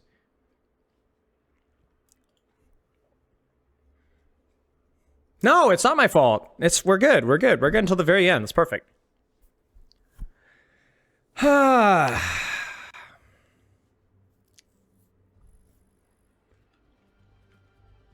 Next minute, Spilo gets hit for us. All right, so we got like 4/5, 90%, whatever, 80%, 90% of the code clear, so we're good. Going on the replay view or something to do with perks. Red. Nice, we can actually skip around. What luxury. I'm predicting some weird comps here. I have not seen this match, but like first point King's Row really just lends itself to weird comps. Like this is even before hero bans and stuff. It's just, I mean, I guess we're kind of already seeing it here. But like, you just have so much space to kind of flex your nonsense, you know? So Falcons are rolling off on Ashe because Sightlines and because Hanzo banned, and then D.Va because Sightlines, but also verticality, and also Hanman's good at D.Va, and then Juno because rotations are good, but you can still need to pocket, and it's kind of weird to me. Like, I look at this comp, okay, actually it's not weird to me. If Hanman was on another tank here, like a Sigma or something like that, I guess, I wouldn't mind something like a Brigitte's in. I think would be a lot better. But the problem is that like Hanman just has a massive tush and needs a lot of healing. That's just how it goes with D.Va. You know, you just need a lot of healing for D.Va, and maybe also Sigma gets run over by some like Ramatra Juno comp or something like that. So it's kind of a shame. Juno's in don't have a lot of synergy, but you know, your Juno can rotate and control a lot of the high grounds and apply a lot of pressure from a lot of different sightlines. And Juno's also pretty good versus Pharah as well. So that's kind of nice as well, because you do see a lot of Pharah played here too. Yes, I am the best Ana. Yeah. In terms of what Crazy Raccoon are running, is also pretty good. Brigitte Juno, always fun. You actually have a speed boost for a tank that is pretty good here on first point. I mean, a lot of tanks are good here, honestly. I think Wrecking Ball is maybe a bit of a not as strong, but pretty good. Sojourn, Pharah. Yeah, Pharah's strong here as well. Like, a lot of this is just kind of like heroes that can kind of function with more range because First Point provides that. And then just kind of feeling like, what if scrims? What do you guys feel like playing? It's like 10 weeks. I'm sorry, Adonis. Now, the question is do they do the full speed ring rotate to clear top? You know? I feel like you probably need to do that. I mean, it's going to be hard to clear out a Juno Zenyatta with a speed ring and a Torb and then a D.Va disrupting you along the way, but I think you might have to. Or do you apply pressure on point? Yeah, they go for the rotation. All right, so here's the play. A lot of teams will rotate to flip out here, and I think that's fine, but I wouldn't mind a speed ring here to get pressure here and flip this way. Like, you could sometimes see that as well. I'm curious to see how they approach it. Because he's like, it's kind of discouraging, that rotation, but he's by himself. He's by himself. Like, I wouldn't mind a speed ring on your Torb here just to get the sauce out the cheeks. You get what I'm saying? And then put some pressure here, and Hanman can slow him down. Maybe park your Zenyatta Ashe like over here, but somebody needs to cut out this angle. Like, if you drew a circle around the space that blue controls, like the piece of a puzzle, a piece of a pie, he said controlling that angle plus a full rotation from... This is pretty tough for Crazy Raccoon. This is pretty tough. You see this? Like, this is pretty tough. This is pretty tough. And the best part about it is they can force a dive here, but like they don't even have to. Lip is just going to kill Stalker.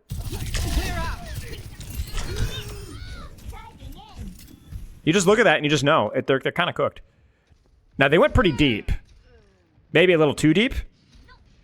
Shu needs to play his life. What the frick are you doing, Shu? Wake the frick up. Wake up! I guess he was trying to 80-80 strafe, but yeah, I think, honestly, if I'm being really picky here, I think once they're out, like, here, you don't need to keep pushing. You go back and you set up your angles on point and you spit in their face.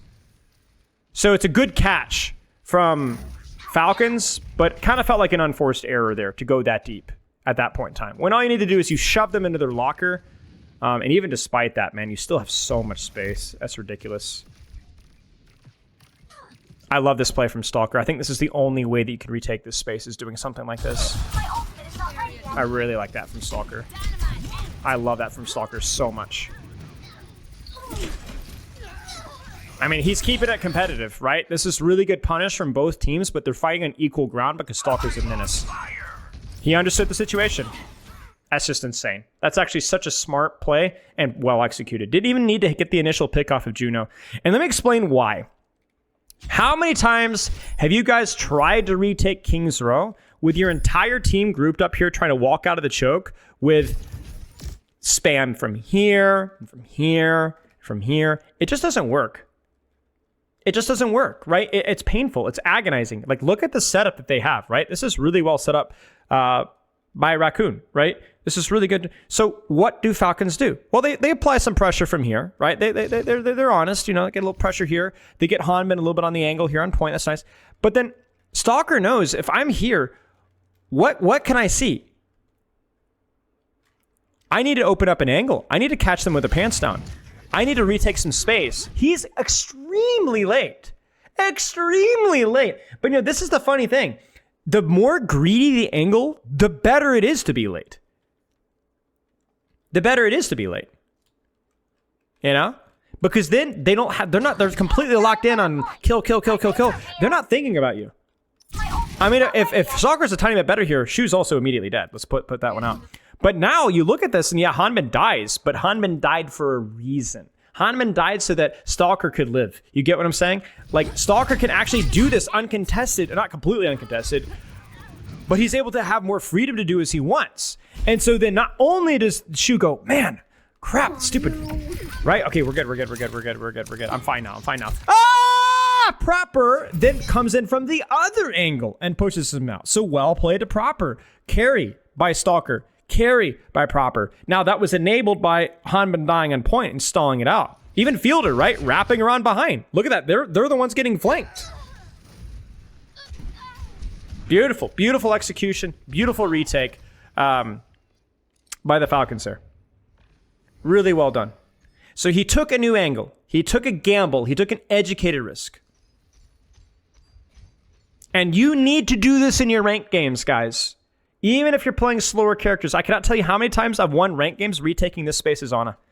Letting my tank die a little bit, but I come in a little bit. Like, with Zen, with DPS, it works. It works. Now, you have to try to get there on time. You can't be super, super late. But yeah, really, really well done. You usually die, it doesn't matter. It's still worth it. You don't do anything from here anyway, right? Really, really well done. Heeseng goes Genji. I like the Genji swap. Genji's good versus this comp. Pharah is really good too, but I think Genji's also good. A lot of verticality and so on. Rally is the big one here. Juno ult. Chorong's in trouble. They don't have the angle for it. Juno ult was popped way too early. They need to get a kill now. They don't get the kill. It's a badly timed Juno ult. Chio.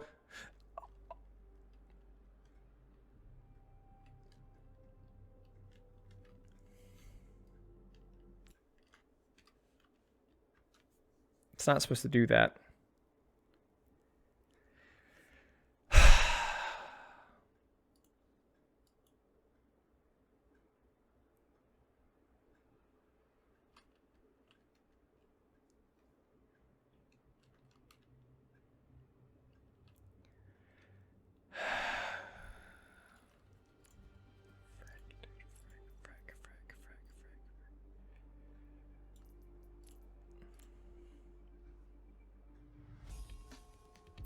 Ready for battle.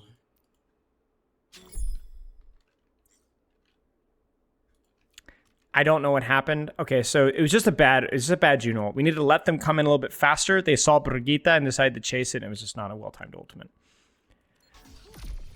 Now, the good news is that Fielder has the right idea. Ladies and gentlemen, do not stack with your team with Trance. 90% of the time it doesn't work. Fielder's about to pop the sauce cheeks up. Torbold on point. Chio takes the top right angle, and the Fielder's going to flank. Sending out the welcome mat. Experience tranquility. He shouldn't have ended here. He needed to get out, open up the angle. You don't stack with your team. That allows this Ramatra ultimate to hit 4 people. Poor transcending. Good trance, poor transcending. Because then you could sell your Juno. Who cares? But with a Harmony, with a Bob Pocket and a little help out here, it was just not good. Not good old economy, really, honestly, at all. In terms of the Bob placement wasn't perfect. The Juno ult was too early. The trance was okay, an idea, but then ending the trance where he did was bad. Yeah. Overwatch itself told you to quit yapping. Stop the payload. Jeez, chat. This is going to be rough. We're going to have to sit here. Anyone know any good ghost stories? Hazard swap. Probably just because second point Hazard's really good. Short range, a lot of verticality. A bit tough versus the Zenyatta, sure, but you don't have trance to worry about, so there's like reward for your risk, so okay. Control top with the Diva. They scout, I say. Hazard, they have some information. Fielder's getting saucy with it, but Stalker's completely left on his own. He needs to be careful. Junbin goes for the combo. They need to get Junbin out. Junbin gets picked. Little sloppy from Junbin. I actually don't even think he got his wall off because it got Matrix. So, Hazard OP, except when he's not. Wall gets Matrix and he gets smoked. They scout Heesang on the flank. He gets also smoked. And Heesang literally performs the grand heist to somehow miraculously wall climb his way out of there. That's insane. Client requested you touch grass? Yes. And then Lip just gets smoked by Stalker on main. Stalker is just him. All right, he's saying, what do you got for me? You guys hear that? They're coming for me. All right, what do you got for me?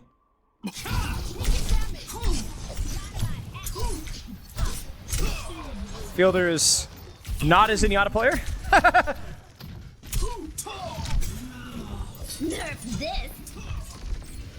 There's the overhealth value right there. And just a bit messy from there on out. Okay. That's terrifying. To Tsunamiopolis. May. I mean, honestly, guys, I'm not going to lie with you guys. We're going to have a little heart-to-heart here, okay? This is legitimately ranked. Okay? This is legitimately ranked. And by that, I mean that we're just picking characters that, like, we want to play on this point.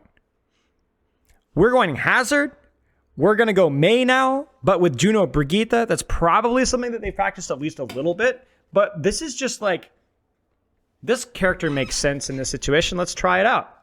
We got more short-range characters because it's a more short-range point. Let's see what happens. And the May, it's not so much the Diva and the May. It's more about where they're fighting. Yeah. So, let's see what happens. We'll do a perk check after this fight. Rally is a big one here, but also Juno ult. So, wow, they're just going to speed ring? That's an early speed ring. I don't like that speed ring at all. They're just walking forward. That's a good wall.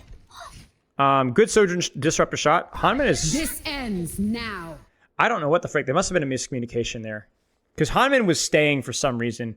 There's no CC that stops him from flying away, and yet he just didn't. So I don't know what happened there. Major miscommunication. Sojourn ult is used, so they can't even capitalize off of this. Blocking satellite vector. What? Why, Chio? Why? Why, Stalker? Why? Why? Churong dies, but... Why?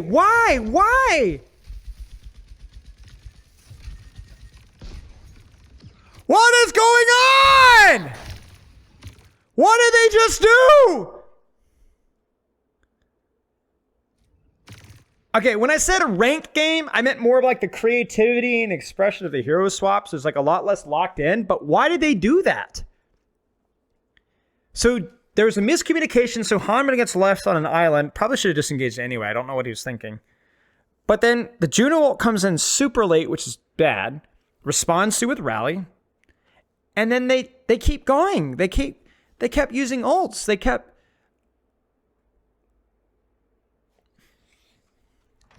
I don't know. Less of a systematic approach, and this is really bad because you should go into this fight with like a guaranteed retake here. But Transblade retake is not exactly very comfortable here. I mean, you guys try opening with Trance, try opening with Blade, and let me know how it goes. So I don't know what Proper is going to have to work some witchcraft here because Junman and Shu's ults are so much easier to get value out of. I hate the skin. Proper's skin choice is horrible. Early wall there. Early hazard trades. There's the hazard ult. It's a decent one. Oh no. Hanman gets rooted split from Zenyatta. Hanman's dead. And then the Juno ult to lair, which is perfect. Proper is not going to get it value out of this blade.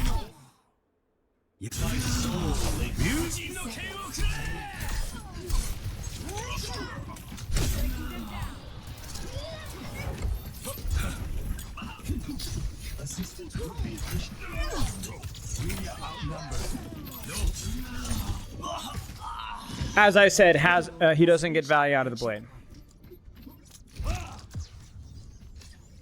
Just as predicted. He's saying Freaky doesn't even ice block that. He doesn't even know. Charlie Echo Mike November. There you go. I'm curious to see what swaps we see here. I like the Zen on third point here. Again, pretty open. Not as much rotations and so on. I like Hazard here until the late part. Diva's also good here. More of a comfort pick for Hanban, but like a lot of verticality. What is the play here? Are they taking an early fight? It just seems like there's some weird disconnect here with like what Hanman's doing and the rest of his backline. This is so desynced, right? So Hanman's HP is like getting freaking melted. And we gotta do a perk check. Okay, so Percocet. He's got the good perks. No elaboration needed. Is that the floaty and the 6 balls? Good perks. He's got the good perks. Ammo, and then Disruptor Shot. Interesting one with the Disruptor Shot there. He's got the Disruptor Shot stick there. Primary fire range, which makes sense. Jump distance, and I don't know what that one is. Is that resource? Or no, it's slash to tank, I think. Extra slash versus tank, I think. Yeah, and good perks. Okay. Yeah. But honestly, like atrocious. Like Hanman could get demeched here. Especially with that Discord primary fire range. Yeah, look at that. He's saying getting value out of the perk there. Proper is able to take the angle, but he's 1 HP. And then they're just going to chuck the Blizzard. Junman dies. Probably shouldn't have died there, but they should still win this. Oh, no, Proper. How does he do it? How? How? How? How does he do it? How do they get any trades there? Not so fast. Lip needs to disengage. The payload is approaching its destination. Oh my gosh, Fielder, 7 orbs, Cho wrong. Lip needs to get out. Crud, man. You can't lose like that. Wake up. And then the Torb swap for last point I like a lot as well. Just a whole lot of high damage. Take your angle. 60 seconds remaining. And then in terms of Torb turret spot, I wonder if we have like, I don't know, where would you guys throw turret? Like here? I think a turret there. Let's see what he does with it, because he's going to be pretty close, right? Yeah, he's pretty close already. So I'm curious to see which perk he gets and what he does. Yeah. I like that turret until he gets the perk. It's kind of funny to see Mei still being played here, even though it's relatively open space. I don't really have a better suggestion. Maybe we see Heesing kind of wall himself up and play the angle here. That could be pretty good. You're kind of having to play Mei like a primary fire bot on point, and/or you're not really pushing a tank here. Oh, they're trying to flip the rotation here. Can they catch Chio?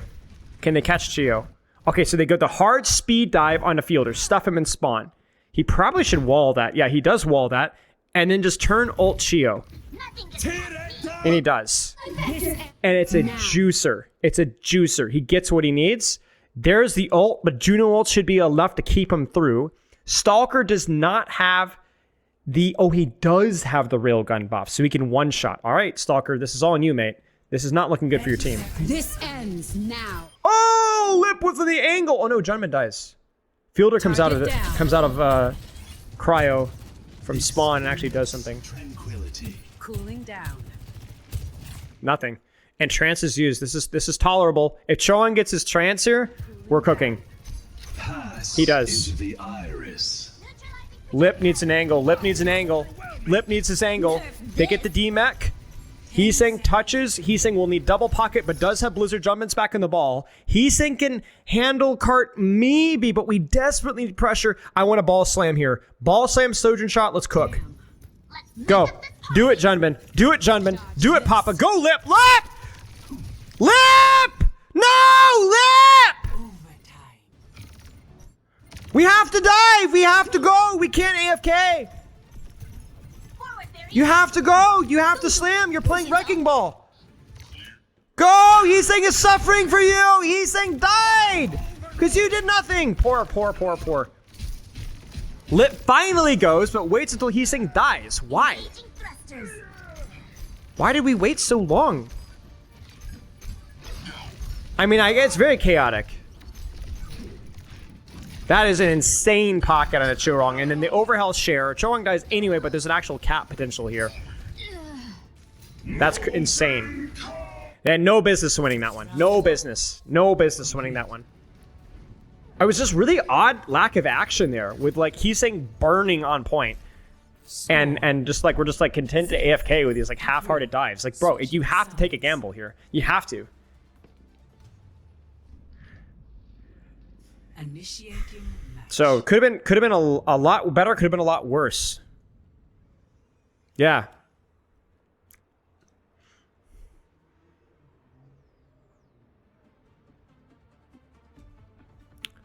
Well, what a mess. Look like Jumpman mess up is engaged. Yeah, I think I assume you must be right. Yeah.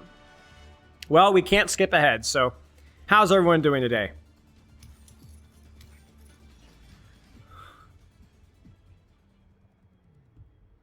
Yeah, I think you Otaku, you might be. I assume you're right here. Bap is kind of cool. He's really good in first point. It's probably one of his best points in any map ever. He's still kind of a weaker character, but maybe if you get some perks with him, he can function. Let's see what happens here. Did they run kind of a Kiri Lucio comp and rotate on them? Looks like it. Wow, this is weird. This must be Bubble Genji. Because Zarya's not super great here. A little bit too much open space. But maybe... I really think the ball was in can wreak some havoc, excuse me. But let's see how they space it. Genji top. Fielder desperately needs to take an angle. There's the bubble on Genji, but he's too far by himself. They Lip TPs away and directly in. Fielder TPs in to guard the angle. Pretty nice setup, actually. I was a bit of a hater initially, but they did set it up really, really well. They had a really... I mean, look at the pincer push there, right? Yeah, good stuff. I wish I could go back and look again, but we're just going to have to be comfortable with that. Maybe the only thing I could have said there is, like, maybe that's a situation where... I don't know, Jumpman just didn't get a whole lot done early on, right? And I think one of the problems with Torb Sim is maybe the Torb could have played more aggressive sooner. I don't know. The Pharah looks like it kind of... So here's the problem. If you're playing Torb Sim with Bap Zin, we talked about this earlier, not with Bap Zin specifically, with Torb Sim. You need to take angles and kind of use your HP as bait. Like you have your overload and your 275 HP if you're Sim and so on, and you're kind of absorbing dives and then disengaging with your overload or teleporter. The problem is first off, they didn't really take any of that space. We had like freaking Symmetra shoved back here and Torb shoved back here. But then to make matters worse, it's really hard to get that early poke when you're playing versus Pharah. It's just not, you don't quote unquote put out a lot of pressure on the Zarya or the DPS. You just kind of get poked out yourself, even though they're running Kiriko Lucio, you know?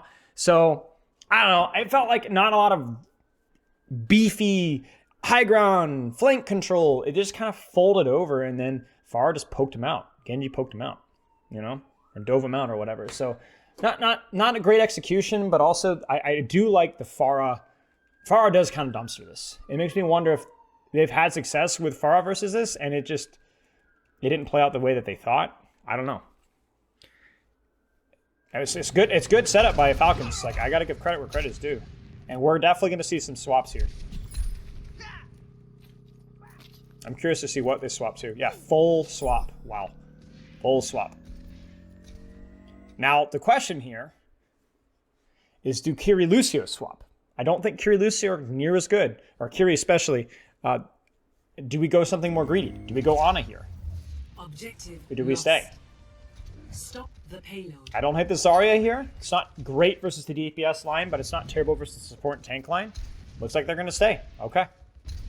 Oh, Ana's banned. True. Good point. Thank you. Shut the frick up. You guys are way too smug. Stop being smug. That's my job.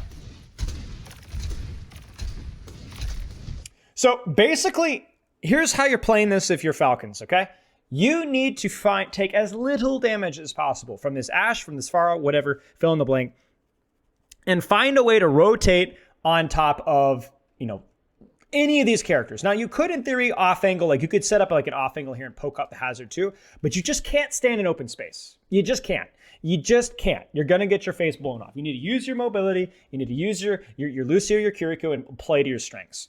And if you are Raccoon, it's the opposite, right? You need to be aware of things like this here and do a good job doing your homework, right? Don't get surprised by this stuff. You know, Chorong is like packing here and there, but like we can't, as long as we don't get surprised by any angles, we should be good to go.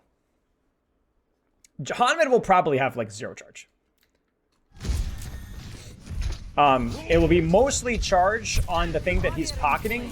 Like, oh man, that's a huge feed there. But like, it's crazy that he's way higher charge than I thought he would be. Let's put it that way. The Genji angle is so good though. Like proper going in for the dash, the deflect, and then that isolates Junbin, so that forces defensive cooldowns. And yes, it costs double bubble, but I don't think that's a trade that you're too sad about here. So you see what I'm saying? When we talk about, okay, so here's what it is. It's not about having to kill backline as your win condition. It's the threat of the flanks and the angle pressure that then isolates the tank, which then allows you to win the tank trade. You get what I'm saying? And that's exactly what happens here. What the frick is Chorong doing here? I'm sorry, guys. I have to roll the dice. I have to roll the dice. I'm going to regret this till the end of my days. I know I am. I know I am. But it just has to be done.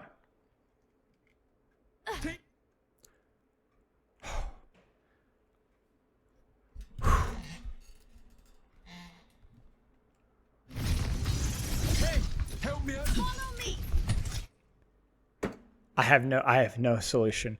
Junmin's dead. He's just dead. You being here doesn't help. Let him die. Pocket your DPS. Control an angle. Rotate back to high ground. Play your space. I think this is a feed. This is a feed. You're just walking directly in the middle of the enemy team. He's saying at least has mobility. Chorong is cooked. Chorong is cooked. And Junmin dies anyway. Weird.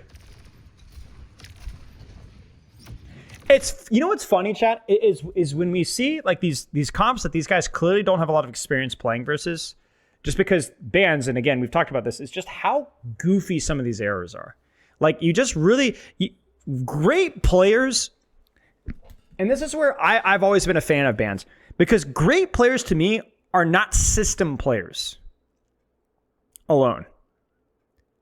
They're players that are able to understand their characters and understand the way the game has worked and able to adapt with how they're doing, with what makes sense in the moment. You get what I'm saying? And I'm not saying Chorong isn't a great player. He is a phenomenal player. He's one of the GOATs. But also at the same time, this isn't on a brig, whip the wins and rinse and repeat anymore. This is, you got to be creative. You got to have the mace to the face gene. You get what I'm saying? Where you're able to space yourself properly and understand when it's better to control space or go for backline,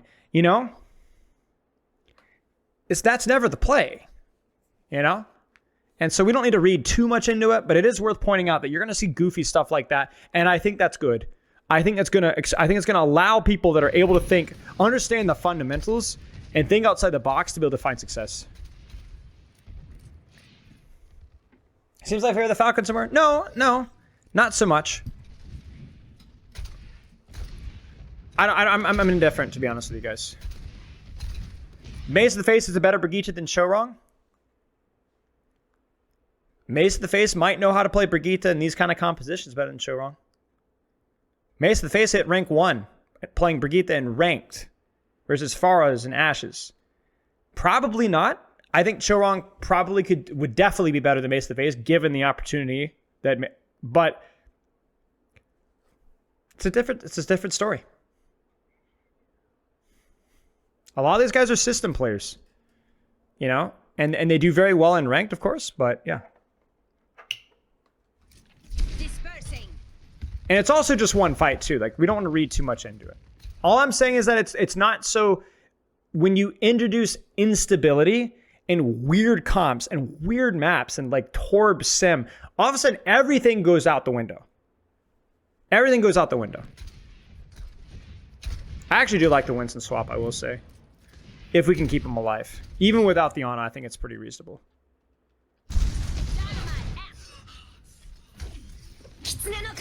They don't have any ults, though, is the problem. Oh, Lip makes it happen. That's what we need to see, Lip. See, now they could just live. Wow, they're going to beat that. They really want that. I actually don't hate that beat. Maybe it was a little early. But yeah, they need that kill on Winston now. Otherwise, this is going to get recontested with Juno 100%. Chorong's going to die. It's a good try. It was a good try. It was a good try. This is very winnable. That was a good hold. Or good push. Good response, excuse me. Map 5. Geno Smith of Overwatch.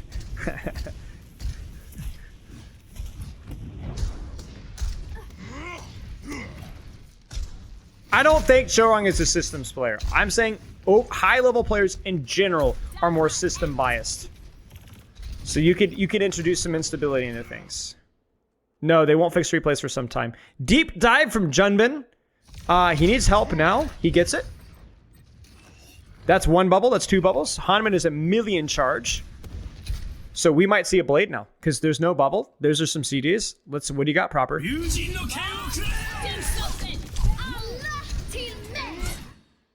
Oh dear. He messed it up. 2 for a 1, so it's not the end of the world, but yeah.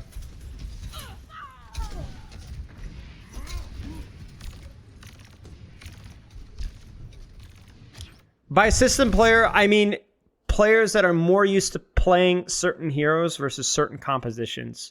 And so then you pull them out of those compositions and they don't look as comfortable. A good example of not a system player, but a good little micro example was how Hadi was extremely experienced at playing Rhine versus non-mirrors. The funny, like, you guys want something funny, chat? As London Spitfire, we lost so many scrims to Rhine mirrors versus Atlanta, versus Florida back in the day because we didn't practice Rhine versus the Rhine mirror. We practiced Rhine versus everything but the Rhine mirror. So we were good at the individual characters, but all of a sudden we're playing versus Florida Mayhem in a scrim versus a Rhine mirror, and we always underperformed. We're like, how do you underperform? You know how to play those characters? Yeah, but we don't play the characters in that matchup. You get your muscle memory all screwed up. It's not that you play the game totally differently, but some of the rules change. Hanman's gonna die. Probably gonna swap Hanman off here to Diva would be my expectation. and we'll see how things go. Hey, Scarecrow. Hi Spilo. I'm surprised he's sticking this Zarya here. He probably has the alt fire perk, which maybe he's gonna toy with that a little bit. But it's not because, you know, Winston counters Zarya necessarily. It's just that the verticality of Zarya is a big limiting factor here. What part of the mirror are you failing at? A lot of things, everything. It's just an experience. It's been a long time. Try me. And Junbin is in deep. Junbin's gonna be a problem. Junbin should be a major problem with this Primal. And he is. Now Hanman catches lip.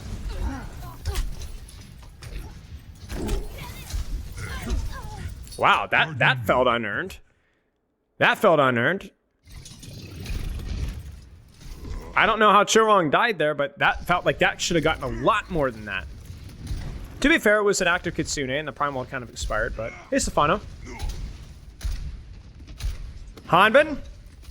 What can Hanbin do for me? Juno ult, beat, grab, barrage. Hanbin is really good at this character.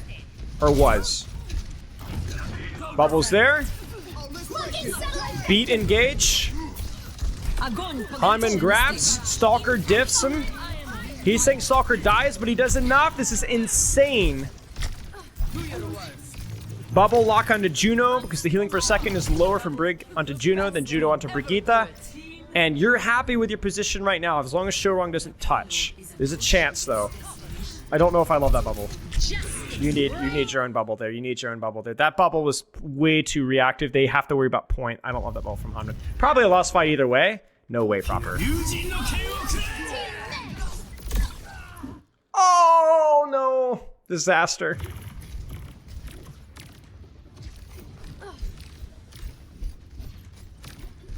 I mean, to be fair, you're playing Brigitte versus like Pharah and crap, so it's Pharah and Brigitte, or Pharah and Zarya could be a bit tough, so. Alright, kind of a one-fight gimmick here. Probably, the reason that they swapped the Reaper here is not because of Winston. The reason they swapped the Reaper is why, chat? Why did they swap Reaper? You tell me. You tell me. Yes, Kitsune Rush, exactly. Reaper's so good in Kitsune Rush. Just Kitsune Rush and point, have your Pharah mark there, Pharah, so you don't instantly die, and just do whatever you want. Or anything, honestly. Let's see. Let the Kitsune guide you. Do something.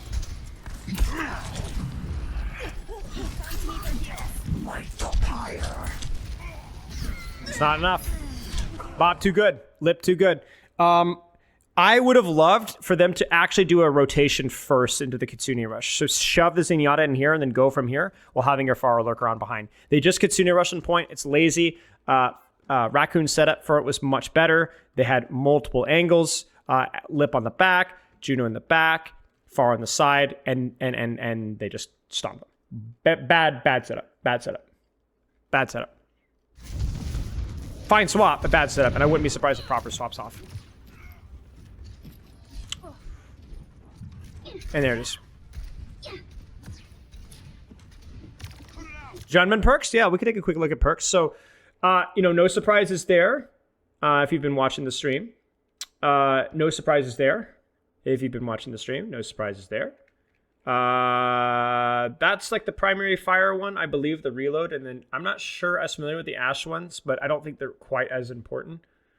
No surprises there. He's going to chain lightning here. Okay. There's the burst heal pack one on Shorong. Coach got an extra boop. Good to know. Thank you. And no surprises there. A little bit of primal. Looks like Junbin's trying to build. Don't know why I am talking like Yoda. But we are here. Primal Rage. This is tough. You really got to play for the old honest map control approach here because you don't have Jack All. Primal should be pretty lethal here as this fight evolves. Junbin can be really patient.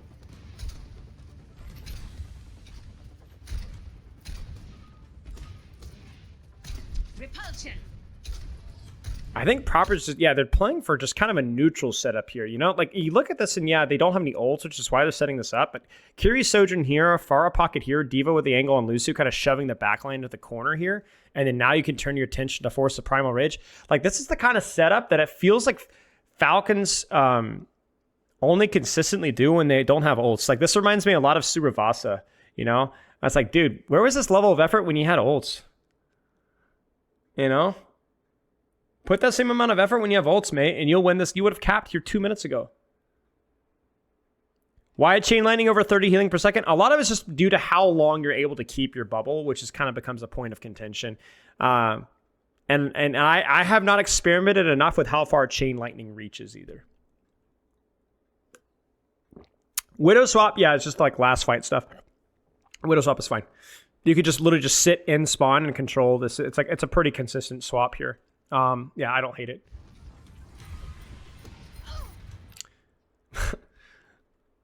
Yeah, but you can't freaking die, you know.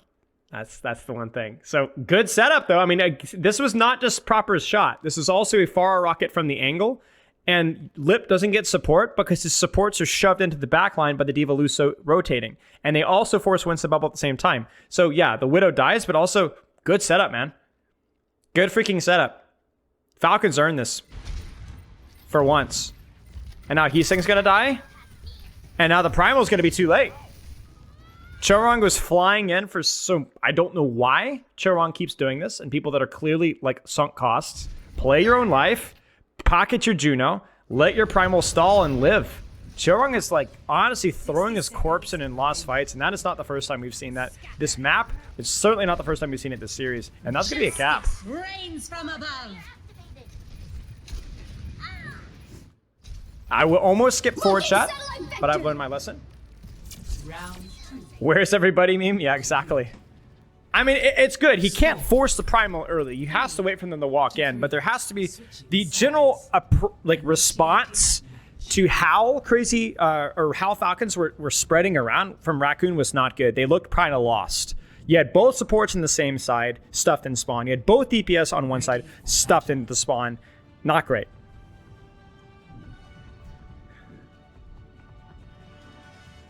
Yeah, true, Niels. How does Raccoon win that setup? The best thing you can do is you have to be a lot more proactive about guarding the space here. Like, I would have been comfortable if as soon as you see Diva Lucio here, committing a lot more pressure to punish this from Diva Lucio, because she's split. They're split from their main support. So bleed that guy, get that Diva HP down. Get that Lucio to burn up, you know? You know, if you're first off, also Widow needs to not just be body shot, right? Like Widow go back to spawn, heal, peek back in. Maybe even consider if you don't have a support ult to push with, just park your Brig over here. Park your Brig with your Widow Pharah. Go back and spawn and park your Brig here. If you're holding backside to spawn, there's no real reason to have both supports in the same angle if you're sitting in spawn, right? Because your Juno's like, oh, you're rotating me. Well, I'm just gonna sit here, sit here, sit here, sit here, and then allow my DPS to actually apply pressure. So there's like a lot of little things there, you know, and then it kind of comes down to execution of which team could do it better. Should Junman have staged further forward pre-fight? Not really. Not with where his backline was. His backline was in spawn, so he should be in spawn too. 4, 3, 2, 1. Attackers incoming. No real surprises here again. Same kind of crap, right? Juno Zen. What flavor is Raccoon gonna whip our way? Malga. I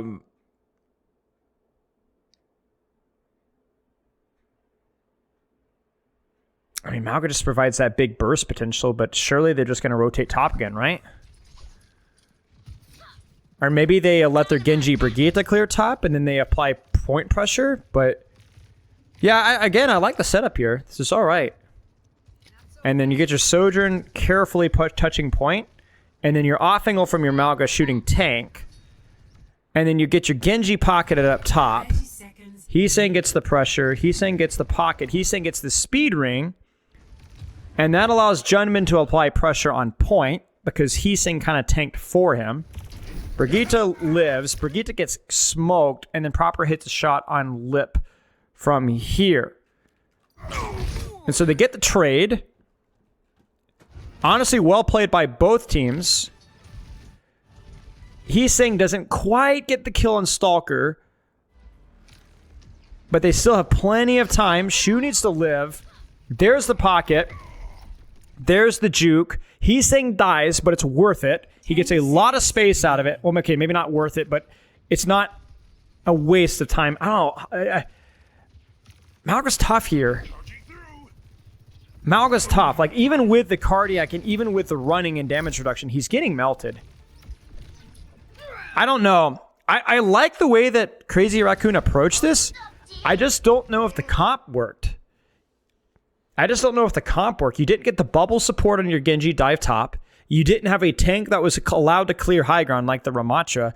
And you don't really have the presence of like a Reinhardt or a Sigma or even a Diva to just kind of put pressure on point without bleeding damage.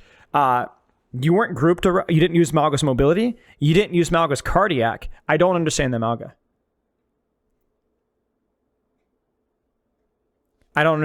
You don't have the point presence, you don't have the DPS support, and you don't clear the high ground. And then you don't use the cardiac, and you don't use the mobility. Well played overall by both teams in terms of their setups and stuff. Like in contesting space, it was like really, really shuffling. But Junman's kind of the odd man out here. Yeah, there's too many angles, there's too much damage, and Malga doesn't provide anything here. You could have run probably literally any tank here and done more than what Malga did here. Even Hog could have at least threatened hooks off of the high ground here. I legitimately don't know what Hog or Malga provides here at all. Like, you could even argue that Malga is there to off-angle and apply pressure on D.Va, but with the way that they were spaced, he couldn't just peek D.Va. He was peeking Torb or Zen or Ashe at the same time. Yeah, maybe the double hard on point perk, that's a good shout, but both of your hearts are exploding. You've had a double cardiac arrest, okay? Those are not odds that we like. Because honestly, everything else was played fairly reasonably, you know? Round 3. Yeah. What happens if the game ends in a draw? You go to the next map. Bummer. Score 3-3. Switching Yeah. sides. Well played, but I don't think the comp worked. Initiating match. What do you think they could have played against this comp? Literally anything. I think that's more of a personal preference or what they've practiced. D.Va could have worked there. Frick, man. Even Winston would have been very high risk, high reward, but like would have done something. I mean, you don't want to play Winston versus Torbs and D.Va, but Ready for battle. anything. You could have done the same exact thing you just did, but do it with Zarya. You know, give yourself a little bit more bubble support, at least get a little bit more charge, so maybe you can win the D.Va trade, right?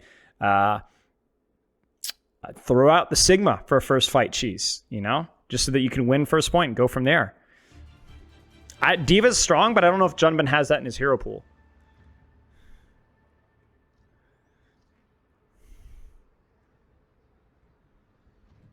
Proper's Torb dropped from high ground, I think, because he saw an opportunity to push a kill. Saw somebody low.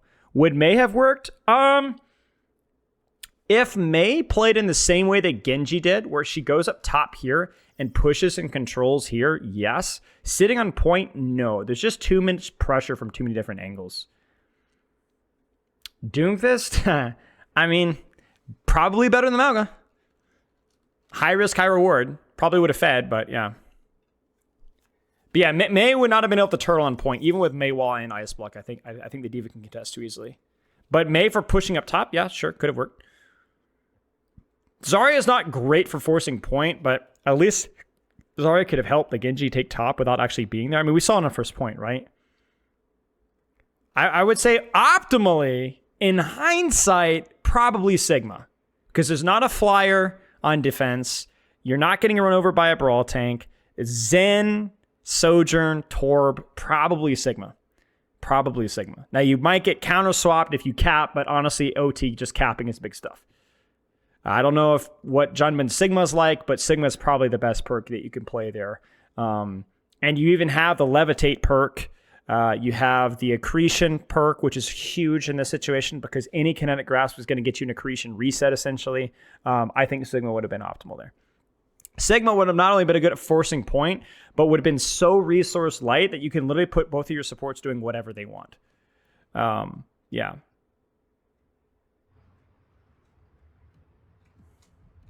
Hazard would have been better, but Hazard would have also gotten murked. Hazard would have only been better because he has like wall climb and stuff, but like Hazard also would have been kind of hard.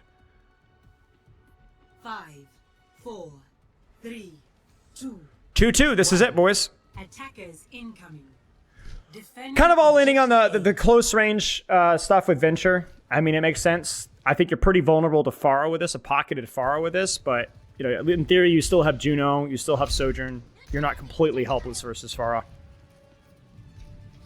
Diva take. Let's grade the setups here. Kiriko goes with the Diva on the angle. Juno plays back with the Pharah Genji here. This setup makes it feel like they were expecting Pharah defense. But honestly, it could still function here. I like this setup a lot. And as long as Fielder has a get out of jail free card, and Fielder should have full perks too. So he has double TP in and out as well. So Fielder could be super egotistical with this here. Junman again losing so much HP. I think here you kind of have to have like a speed ring rotate this way. Like, and you got to go now. Like that's where Malca could be useful. You get the speed ring rotate, you pop cardiac, and you just take the trade. But this is, you have to do something now. You have to do something. He's doing his best, but you can't sit back here. You can't. This is just not it. Like you've pushed forward, but you haven't really cleared any space. Stalker still has the angle he wants. Chio still has the angle he wants, and Haman's just going to rotate right back again.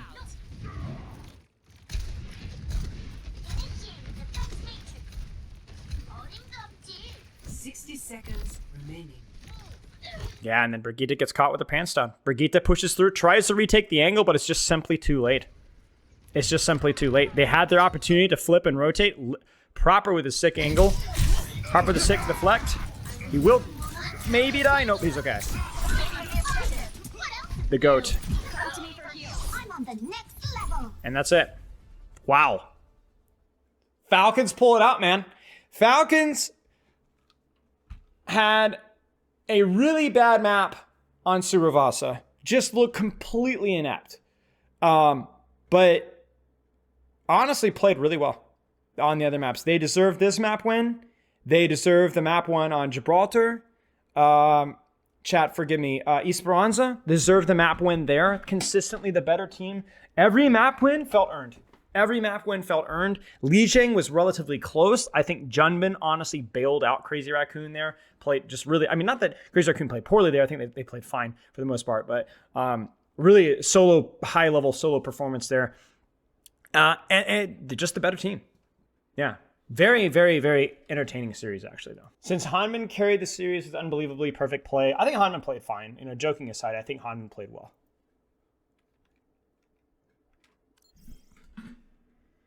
Hair maxing today.